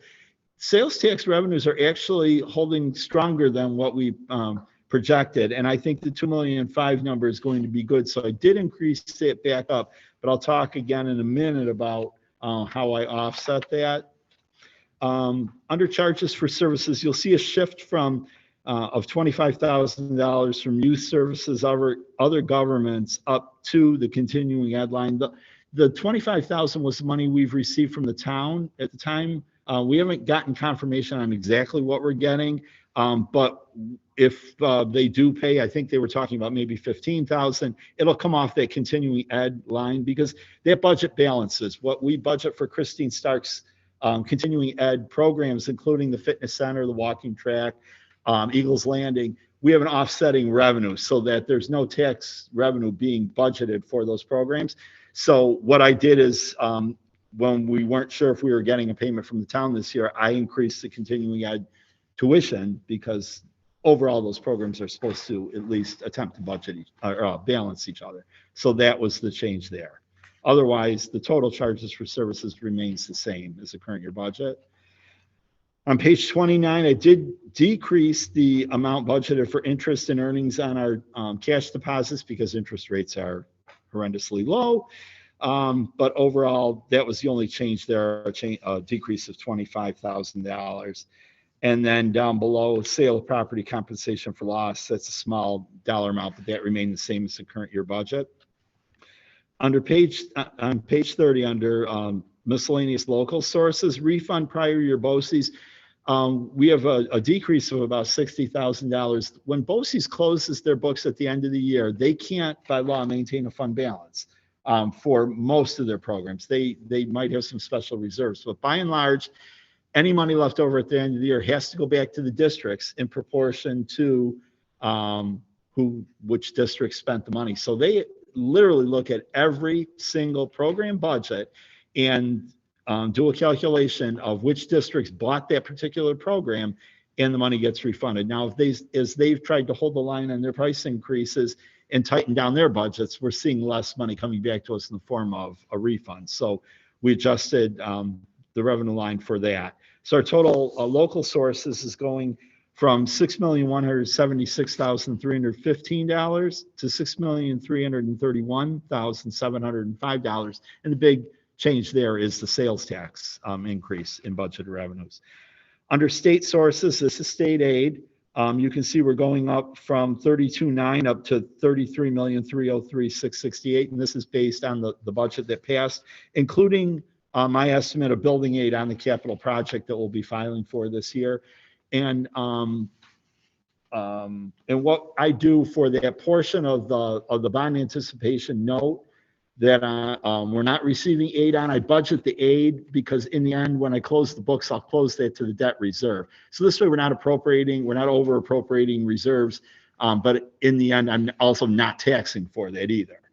Under federal sources, I had added a line for COVID stimulus aid. In the end, that got moved to the F fund. So that stayed for federal aid overall stayed at $1,075,000. That includes our impact aid, regular impact aid, and our impact aid for students with disabilities, as well as our Medicaid reimbursement that we get on Medicaid eligible students.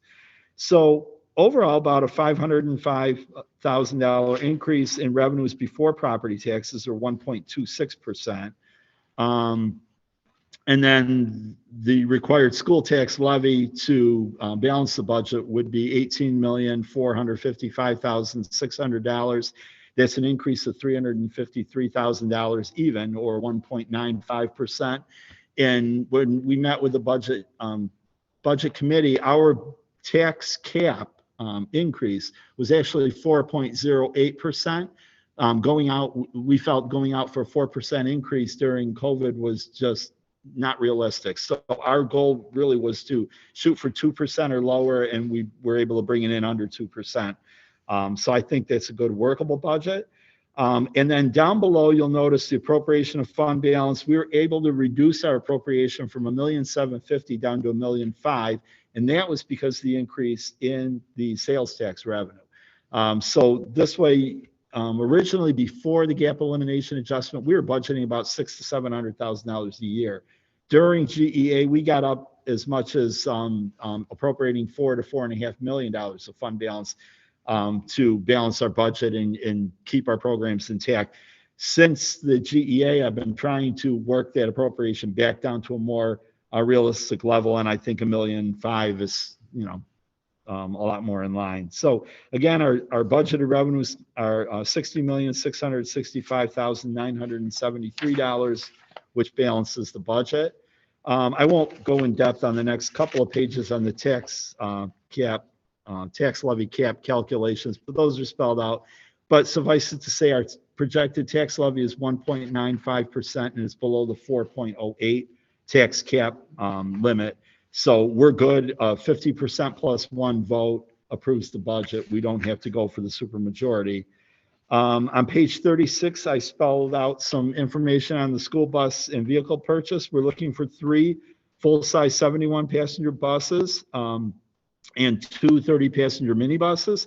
None of those are equipped with wheelchair lift or wheelchair stations. Those are all the base buses. The 71-passenger buses cost $128,828.51 each, and the 30-passenger buses are $68,594.71 each. Perry and Charlie and I originally talked about looking at the electric buses again. They had a grant that would have paid the full cost of the differential between the diesel buses, which are what these are, and the electrics. But we didn't qualify because of our decrease in mileage last year due to the COVID closure.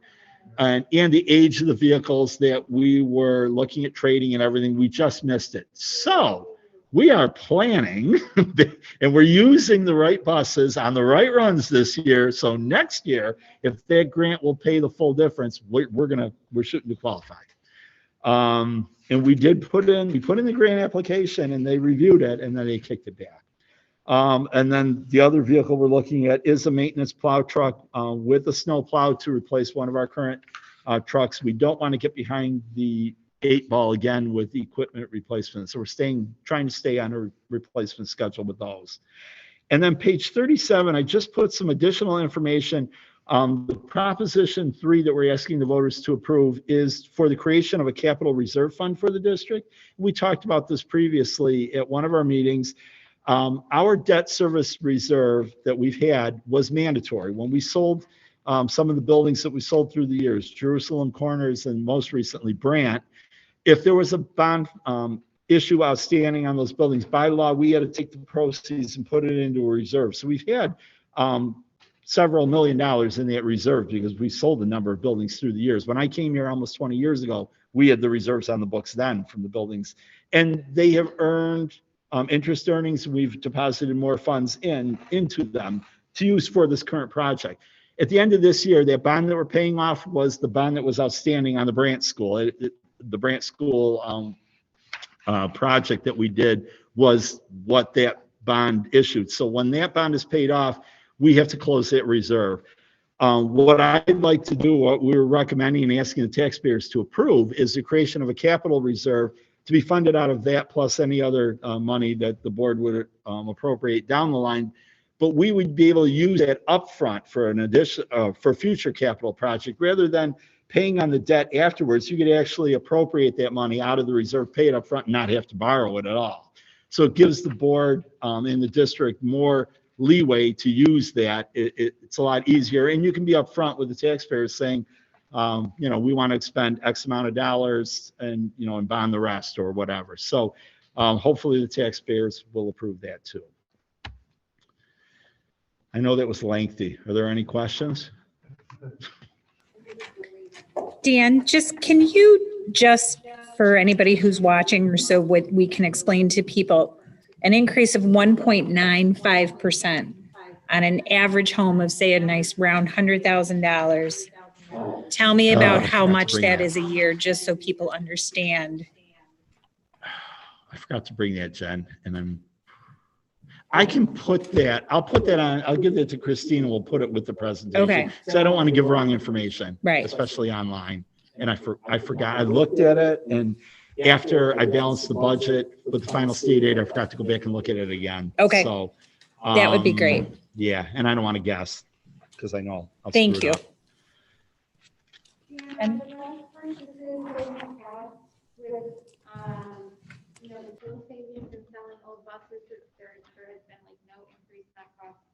Yes, that's a good point. Thank you. I forgot that. The bus purchases don't have any impact on this budget at all because we borrow and pay those off over 5 years. It matches the state aid.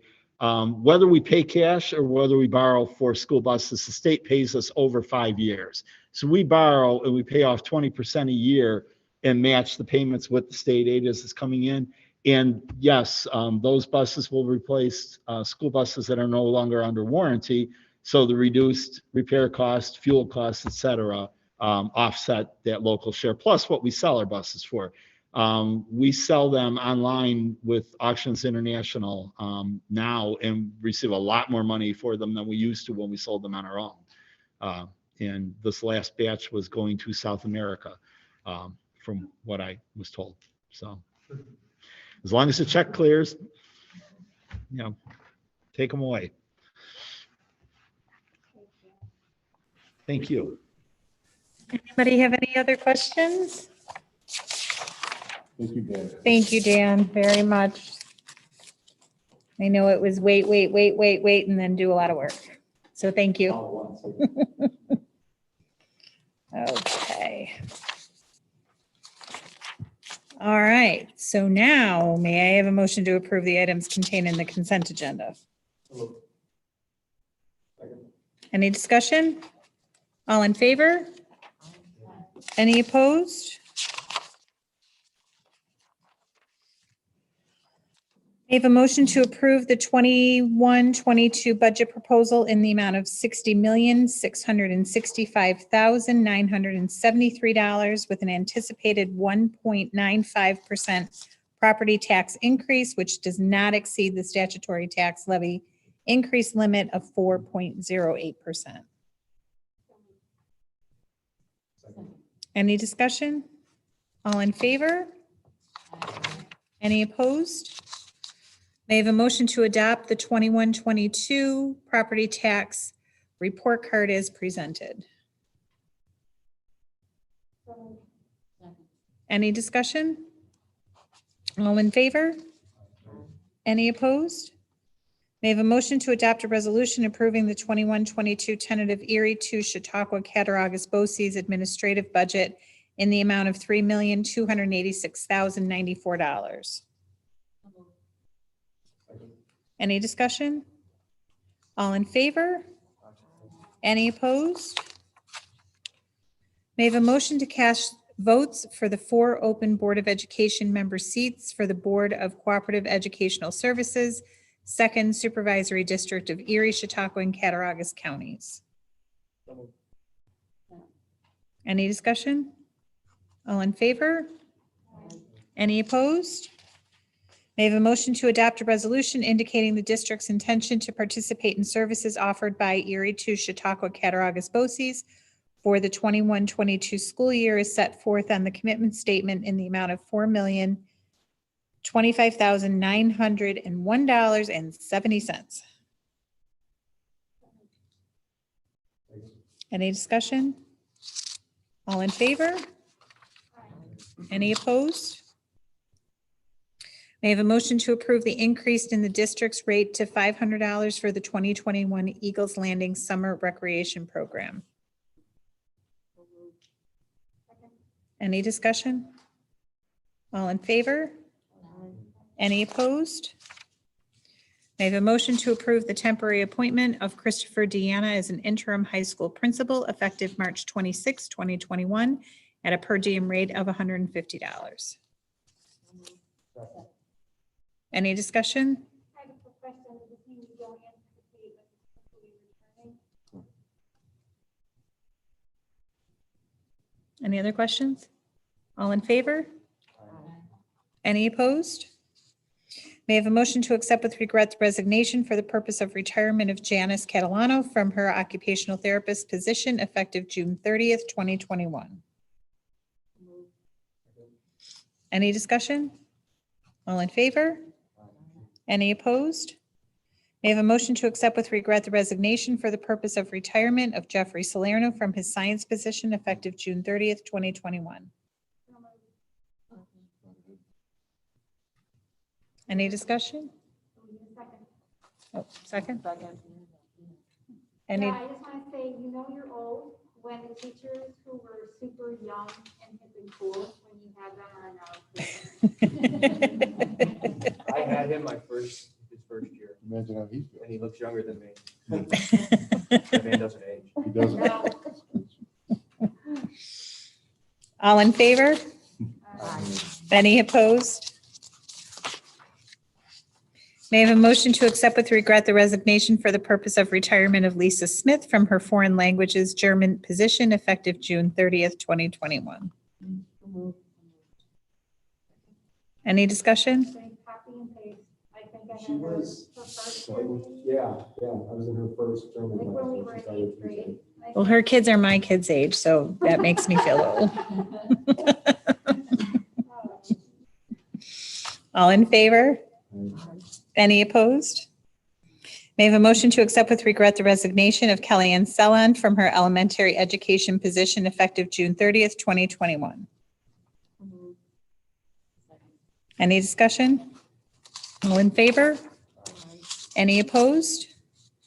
May I have a motion to approve the appointment of Devin Asboth as the Special Olympics Advisor for the 21-22 school year at a stipend of $922, rate of pay pursuant to the district LSCTA agreement.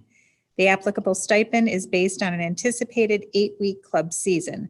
Stipends will be prorated if the season is shortened or discontinued for reasons related to COVID-19 and in accordance with directives and guidance from the state and local authorities. Any discussion? Just a quick question. What does this entail right now? Is it unified basketball still? Are there any other programs that fall under that umbrella? Well, the Olympics, you're talking about the Special Olympics? Yeah, That's different than the unified. so it's separate? Yeah. Okay, got it. All in favor? Any opposed?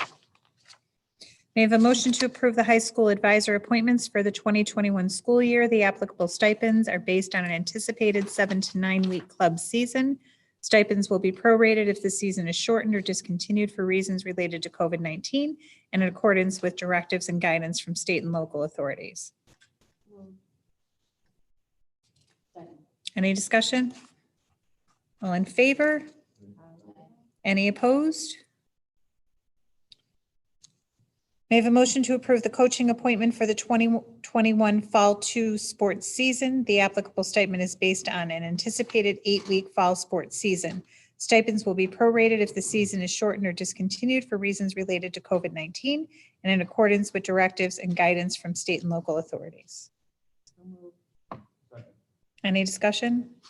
All in favor? Any opposed?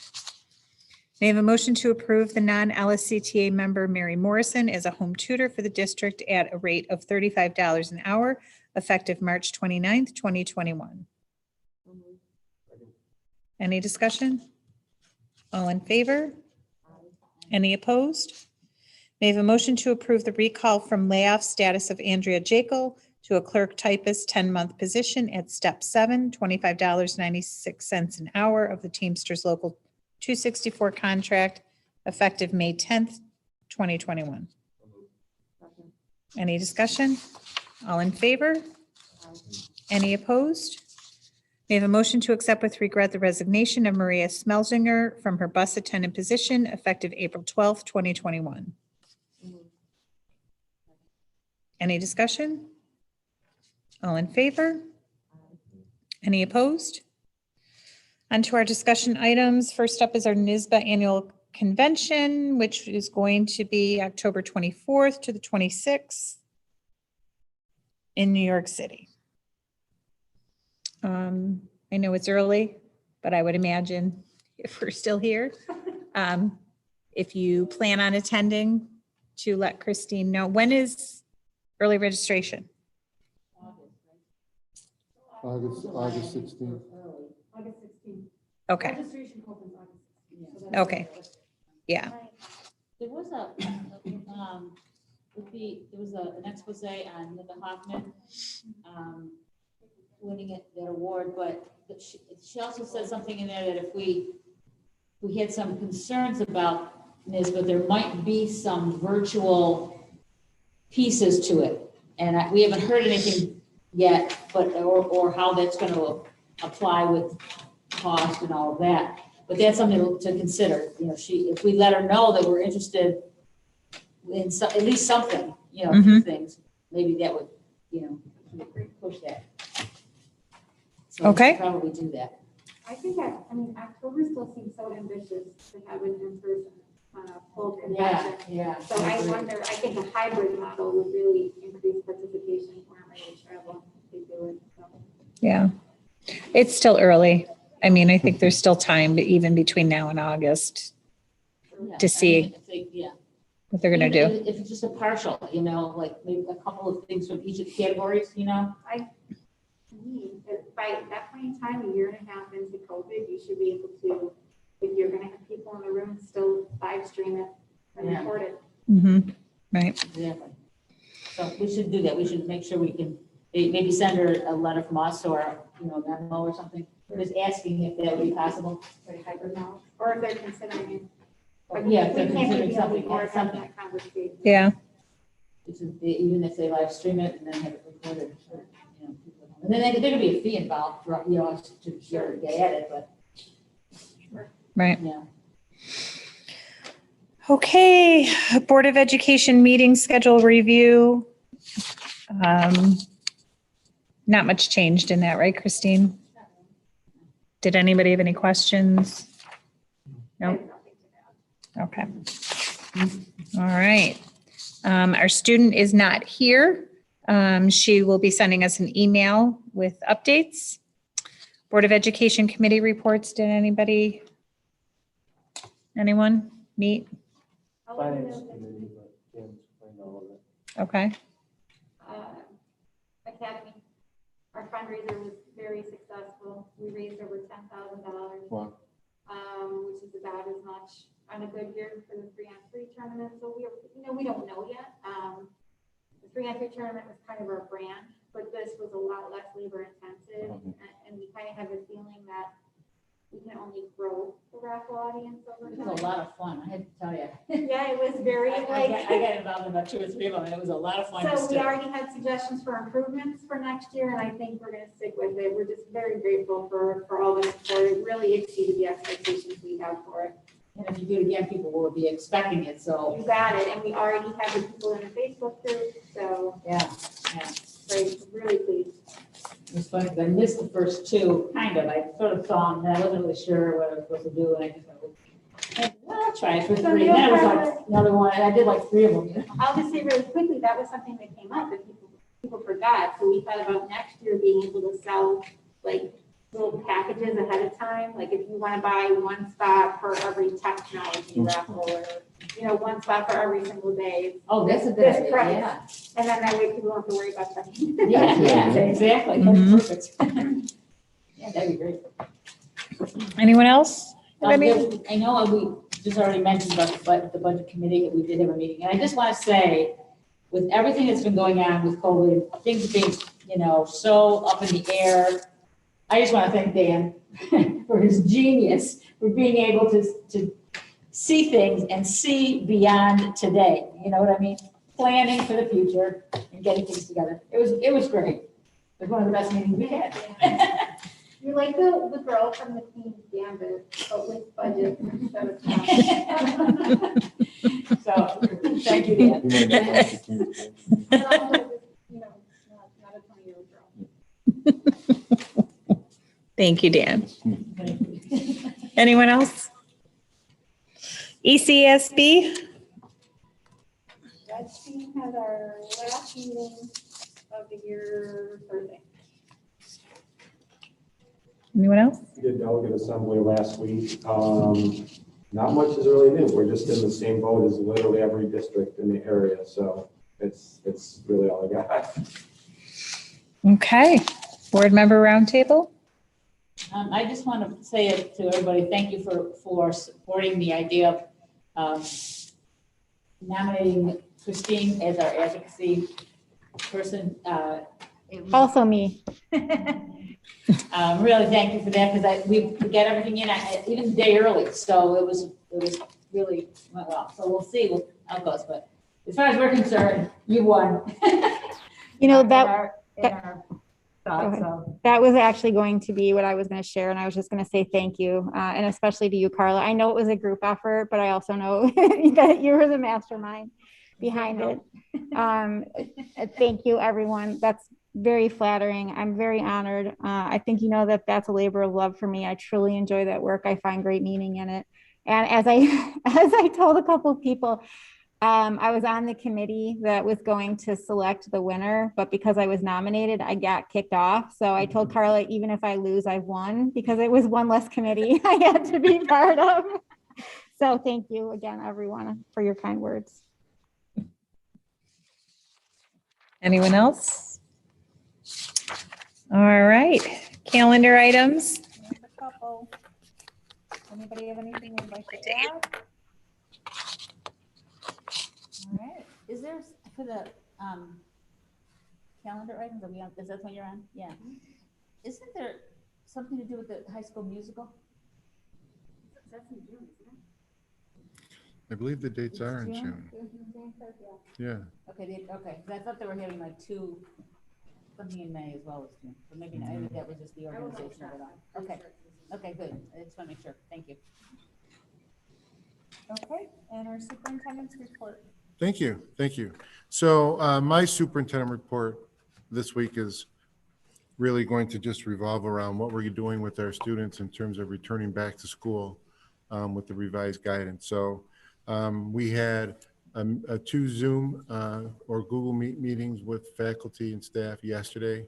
I had a community Google meeting today with about 62 to 65 people that showed up at the meeting today, and I reviewed this document with them and talked to them about what we're going to be doing moving forward and what got us to this point. So it's kind of really like what you need to know about what we're doing about getting kids back to school. So, this has been a year that has had so many ups and downs in terms of kids coming to school. What are we going to do? What guidance are we supposed to follow? So the CDC came out with guidance that allows for 3-foot social distancing inside classrooms. But it's not just as simple as that, because it's not just 3 feet. There's a lot of other caveats that are involved with that. When you look at different transmission zones, and I'll get into that a little bit earlier. So it's not just that, and there's also 6 feet in other areas in the buildings, and I'll talk about that a little bit too. So at the elementary level, distancing requirements have been reduced to 3 feet. So that means that all K-5 hybrid students can return to school 5 days of in-person instruction on Monday, April 26th. This has really been a quick turnaround for our elementary staff. Melissa has done an absolutely outstanding job working with the leadership team and working with the teachers, preparing to get this done. And so that's going to be starting April 26th. Our K-5 students that are remote can remain on remote instruction, and we have a plan in place for that in terms of how we're going to be teaching those students that stay remote. And that information will be sent directly to those remote parents. And if there's a parent who might want to have their child come back to school, they can just get a hold of the building principal, and we can see how that affects what we're doing in the buildings. So I had talked a little bit about transmission rates, right? So when the CDC came out with their guidance, there's all these different kinds of tables that they came out with, but one of the tables showed different transmission rates. There's low transmission, moderate, substantial, and high transmission. So going back to the old colors that we're used to, it's blue for low, yellow for moderate, orange for substantial, and red for high. Now remember, when we were in orange before and we had to do all the testing, it's a little bit different. But the benchmarks in terms of what makes an area considered a high transmission is 100 cases per 100,000 people. So you might say, well, Angola doesn't have that many, Derby doesn't have that many. The CDC is looking at the counties as a whole. It's not broken down into individual areas. And even if you did, it takes that number, divides it by the population, and multiplies it by 100,000 people to make it seem and equate it to if you had 100,000 people in your community. So we would still be over. So at the last April 17th, we were at 430 people countywide, about 5.5%. So you look at the number that's higher. So if your rate is over 100 per 100,000, that's the number you look at first. So we are considered, Erie County is considered to be in a red zone. So what that means is that for middle and high school students, we cannot go to the 3-foot social distancing rule inside of a classroom unless you're able to cohort. So what does cohort mean? So when you look at elementary classrooms, that's a cohort of kids. They're in that classroom together pretty much all day. They're really not mixing around with other kids. They've got one teacher, maybe a teacher comes in and out. They go to music together, but they're together. The middle and high school, as we understand what cohorting means that these kids are moving around, and even though they're on the same team, they're going in different classes. Some might go to a different math class, some might go to a different English class. So we have to remain hybrid for middle and high school. So even in addition to the elementary schools, we still have to be 6 foot socially distanced in cafeterias music rooms, and when you're in physical education class. So it's 3 feet, but in some areas in a building, it's not just 3 feet, it's 6 feet. So the principals have been very creative to take a look at how they're going to social distance kids in the cafeteria. So our children will be safe in the cafeteria, and they will have been able to socially distance the kids in the cafeteria and using other rooms in the building to be able to social distance while they're eating. So again, the high school will be, and the middle school will be hybrid, and then, but we will be offering synchronous instruction. So what does synchronous instruction mean? That means that on the days when the students are not in school, they will follow a bell schedule and should be able to log on to their Google Meet and be able to be in the classroom while they're at home. So this is something that we're doing that is new. And as I told the parents today, to give us a little bit of grace and patience as we work through this. As schedules might change a little bit, as we're getting up and running, because this is pretty new, where we're having the teacher teaching at the same time when the students are at home in real time. So they're not going to be recorded in terms of live recording to be posted in the classroom. So this is something that we hope is really going to help increase the amount of students that are increasing their instruction with the teacher in front of them, so to speak. I'm sorry, you said it's not going to be recorded? Correct. It's not recorded. Now, a teacher might have recorded videos that they've done without kids that they're still going to post. Correct. The actual lessons will not be recorded. And I'm assuming we've done tech surveys, so we're confident that, you said this is middle school and high school we're doing something? Right. So students were confident of the test?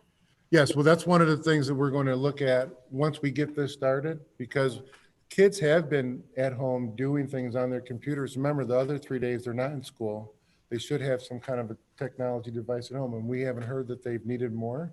But this might spur that a little bit, and and as you heard Jeff, we definitely have a plan to be able to take a look at that. So if that becomes an issue with the family, all they need to do is contact the building principal, and then we'll work on that particular situation. So if there's a child that might not have something, they're not going to be penalized because they weren't able to get on. So that's not going to be something that they're going to have to deal Does with. that also mean that because we're staying with hybrid, that Mondays are still all teachers? Mondays, right, Mondays is still all teachers, and there's going to be a schedule for that, for those kids still to be able to have contact and a schedule with the teachers on Mondays. We've talked to them about that. Mondays, they're not necessarily Correct. following their bell schedule? No, there will be a schedule, might not be the exact same bell schedule, but there will be a schedule that will be sent home by the middle school and the high school to be able to give to the parents so that the kids know what they need to follow. So again, this is something that's new. And Melissa, please chime in anytime if you want, but this is something that, There are some lessons that will be recorded because teachers who just use their cam, like they do a math lesson, they want to record that and put that on. right. So some are, just so you know, there is that design, but we're not required. No, Right. that was the question I was getting to, whether or not Yeah. it was required. Oh, So I'm sorry. No, I didn't. No, I thought I better just throw that in there, someone. Right, thank you. So we also talked about what parents can do to help keep our schools open and stay open, and hopefully at some point, if our rates are low enough, to be able to expand opening to the middle and high school with in person. We're asking them to keep their children home if they're sick. Avoid commingling and different activities outside in the district. We've had a couple instances where there's been kids involved with community activities that ended up testing positive. Continue to social distance and continue to mask and sanitize and do everything you can to be safe so that we can keep our kids safe and our buildings safe. I want to reassure our community that we have strict safety measures and cleaning protocols in place as we have right from the very beginning. And the kids will be safe in our schools in terms of what we're doing in terms of cleaning and making sure that there's sanitizer available and anything that kids might need to be able to have their hygiene right up where it needs to be. In all of our classrooms, K-12, we're going to have seating charts for all the classrooms so that if we do need to contact trace, we'll know exactly where kids are sitting. We're going to have teachers open the windows, keep their doors open, in their rooms as much as they're allowable. I mean, hopefully it's going to start getting warmer. It was warm the other day. I think I heard it might snow tomorrow, but so that'll give people the opportunity to have even more increased airflow coming into the building and into the classrooms. As I had said, required 6-foot distancing in cafeteria, music classes, and off phys ed classes. You have to wear a mask. I'm not wearing it right now because there's people are far enough away, but wear a mask while you're on the bus and while you're in school in the classroom.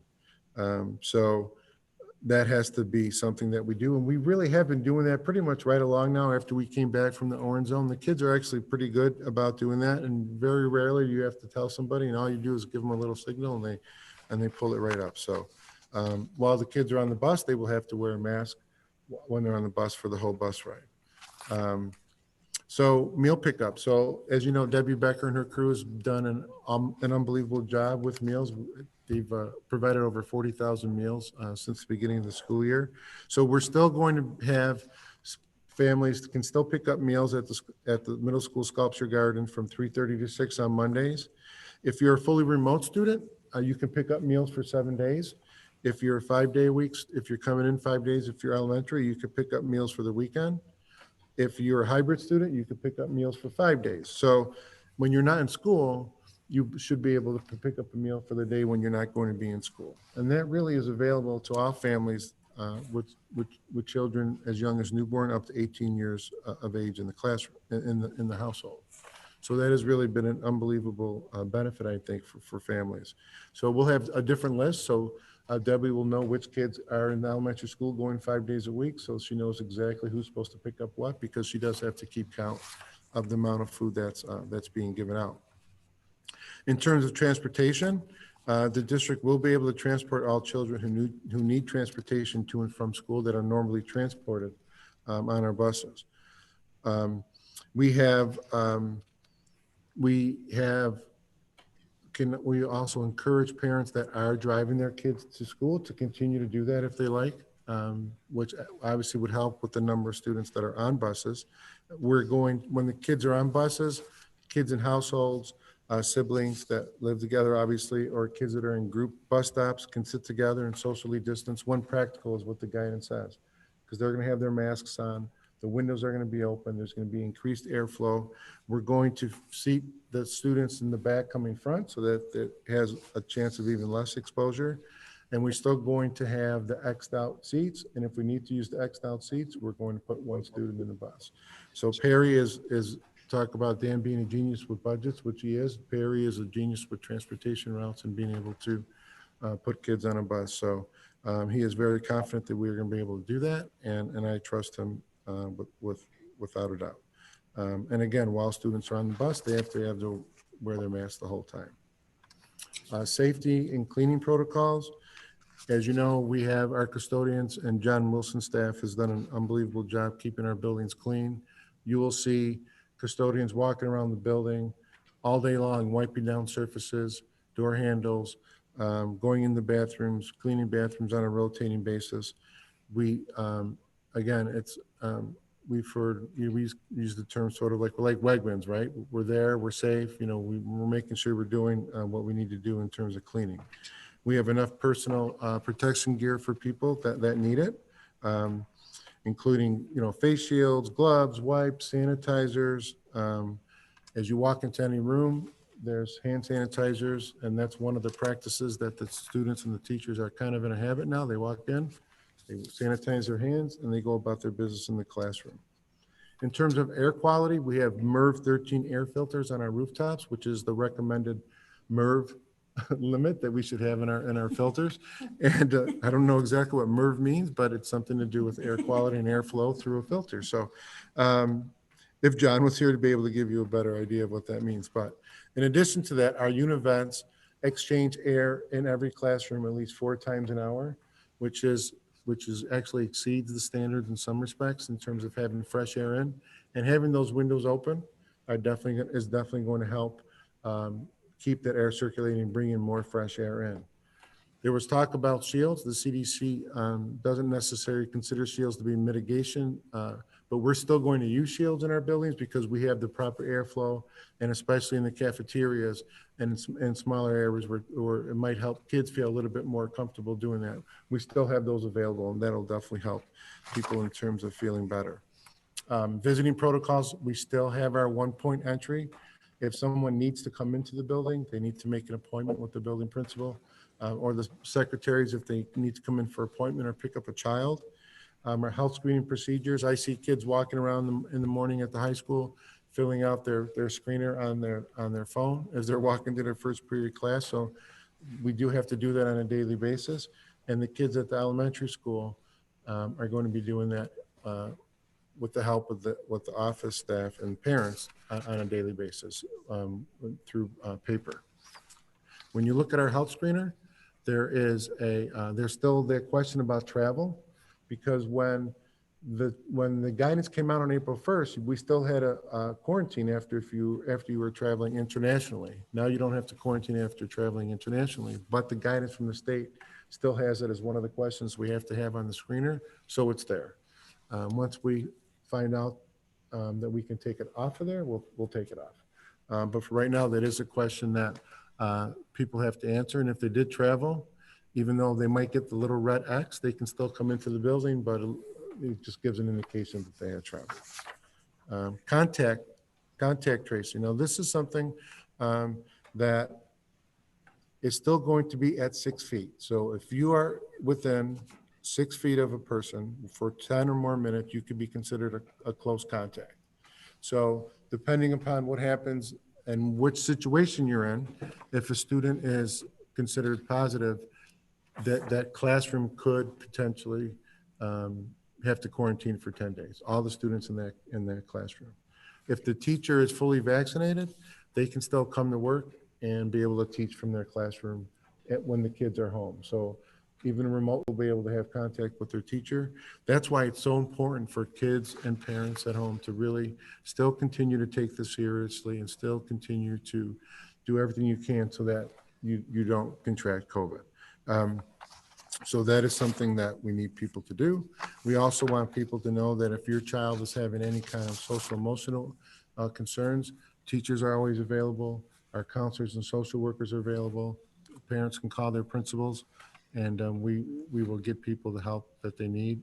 Christine and all the people at the Family Support Center do a great job of giving parents that support. We had a sort of a drive-through last weekend. Unfortunately, it was a little bit chilly, so maybe didn't get as well attended as we wanted to. But we really certainly do have a lot of resources in our district for help for people that need it. So that's where we're at. I will open it up for questions. I have a question, just a clarification. In talking about the teachers in the classroom in the hybrid mode, so they'll be live streaming their classes so that the students, when they're home, they can participate in the class while it's going on. Correct. But they're not going to be recording the class for future use. Correct. Okay, but only if they needed a specific something that for the kid, they could record it maybe on Monday. And so post the kids it, could use it if they need it for their work or something. Mm-hmm. Okay, so they can do live stream, but not record. Okay, I was confused. Thank No, you. that's okay. And we talk, yeah. Has anybody given any thought to when the potential, I know there's no real answer to this, the potential, because this is going to be a community question, the anticipation of being out of the red zone? We really don't know, Bill, because it's a 7-day rolling average. And to me, right now, we're at 430, and we have to be under 100. And then at under 100, we would be in the orange zone. So they say at that point, cohorting, if possible, or is as recommended at the middle and high school. So does that mean, again, take a look at the numbers, do we want to just rush right in and jump in and say, okay, now we can go 3 feet because today, we're in that zone, but it's going to be that 7-day average anyway. So I would think it's going to be at least a week of being well underneath that 100 for us to make any kind of a consideration to even think about coming back with more kids at the middle and high school. We also have to think about, it's April 26th coming up and we're going to get started. So we have 9 weeks of school with exams and things coming in there. Not that it shouldn't be looked at, but we will certainly consider it. And you still have to maintain 6 feet in the cafeteria. Right, so that's a good point, Marnie. So when you look at the high school, having 660 kids in the building and then trying to find a place, and believe me, they're creative enough, I think that we'd be able to do it, but that also could mean that when you look at that, we might have to hire temporary staff to be able to supervise students in other areas that wouldn't normally be used for cafeteria. So that's why when you say the 3 feet, it sounds like a magic number, but there's a lot of things that go into that 3 feet. It's not just 3 feet. It's 3 feet and then this, and then this, and what about this? But I think that our teachers and our staff and our leadership team has done a great job getting us ready for that, and we're going to keep rolling with the punches like we have right from the beginning. I have some clarification around recording, so I just want to make sure that it's Okay. clear, because I am getting people who are listening, Hmm. they can record and put on, we're not required. So we're not recording kids, but we can record ourselves in the lesson and put it on if we're confident that that's what we want to do. And at the high school, for example, they recommended you just rewatch it real quick, just to get in the room, but we aren't requiring it, but they're allowed to do that. Okay, so when I was thinking about the recording, we're not going to be recording kids because it's not right. So, So they don't record during live stream, they record outside of the live The stream. live stream is just, so for example, if I were up here teaching, Bill had that aim. When we were presenting earlier, you could see the screen. Right. So we would have it aimed there, and that's what would be recorded Right. is me up there reading or maybe on my doc, I'm doing a problem or something, but not recording kids. Right.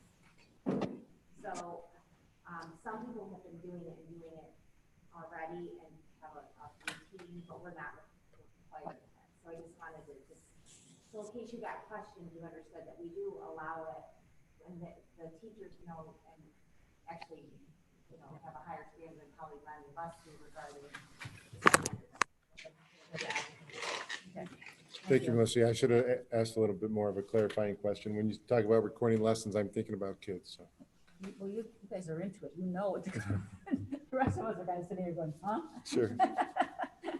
So, yeah, that's right, that's the only reason. That's fine. I was confused, so thank you. Does anybody have any other questions? Thank you for You're welcome. In-person with ability for visitors who do not wish to attend. Okay, I guess I didn't have to read that. We will now recognize unscheduled visitors who would like to address the board, similar to our regular meetings. The board may not respond to comments or questions at this time, as it is not intended to be a question and answer period. This portion of the agenda is a courtesy to the community, so they have the opportunity to bring matters to the board's attention. The board recognizes that some members of the community do not wish to attend in-person meetings due to COVID concerns. Therefore, we requested members of the community submit any comments or questions in advance to an email address that we set up to receive public comment. We did not receive any emails for tonight's public comment. Is there anyone? Chris? No? Okay. Well, then with that being said, may I have a motion to go into executive session to discuss the employment history of particular individuals? No action will be taken during executive session. Second. Any discussion? All in favor? Aye. Any opposed?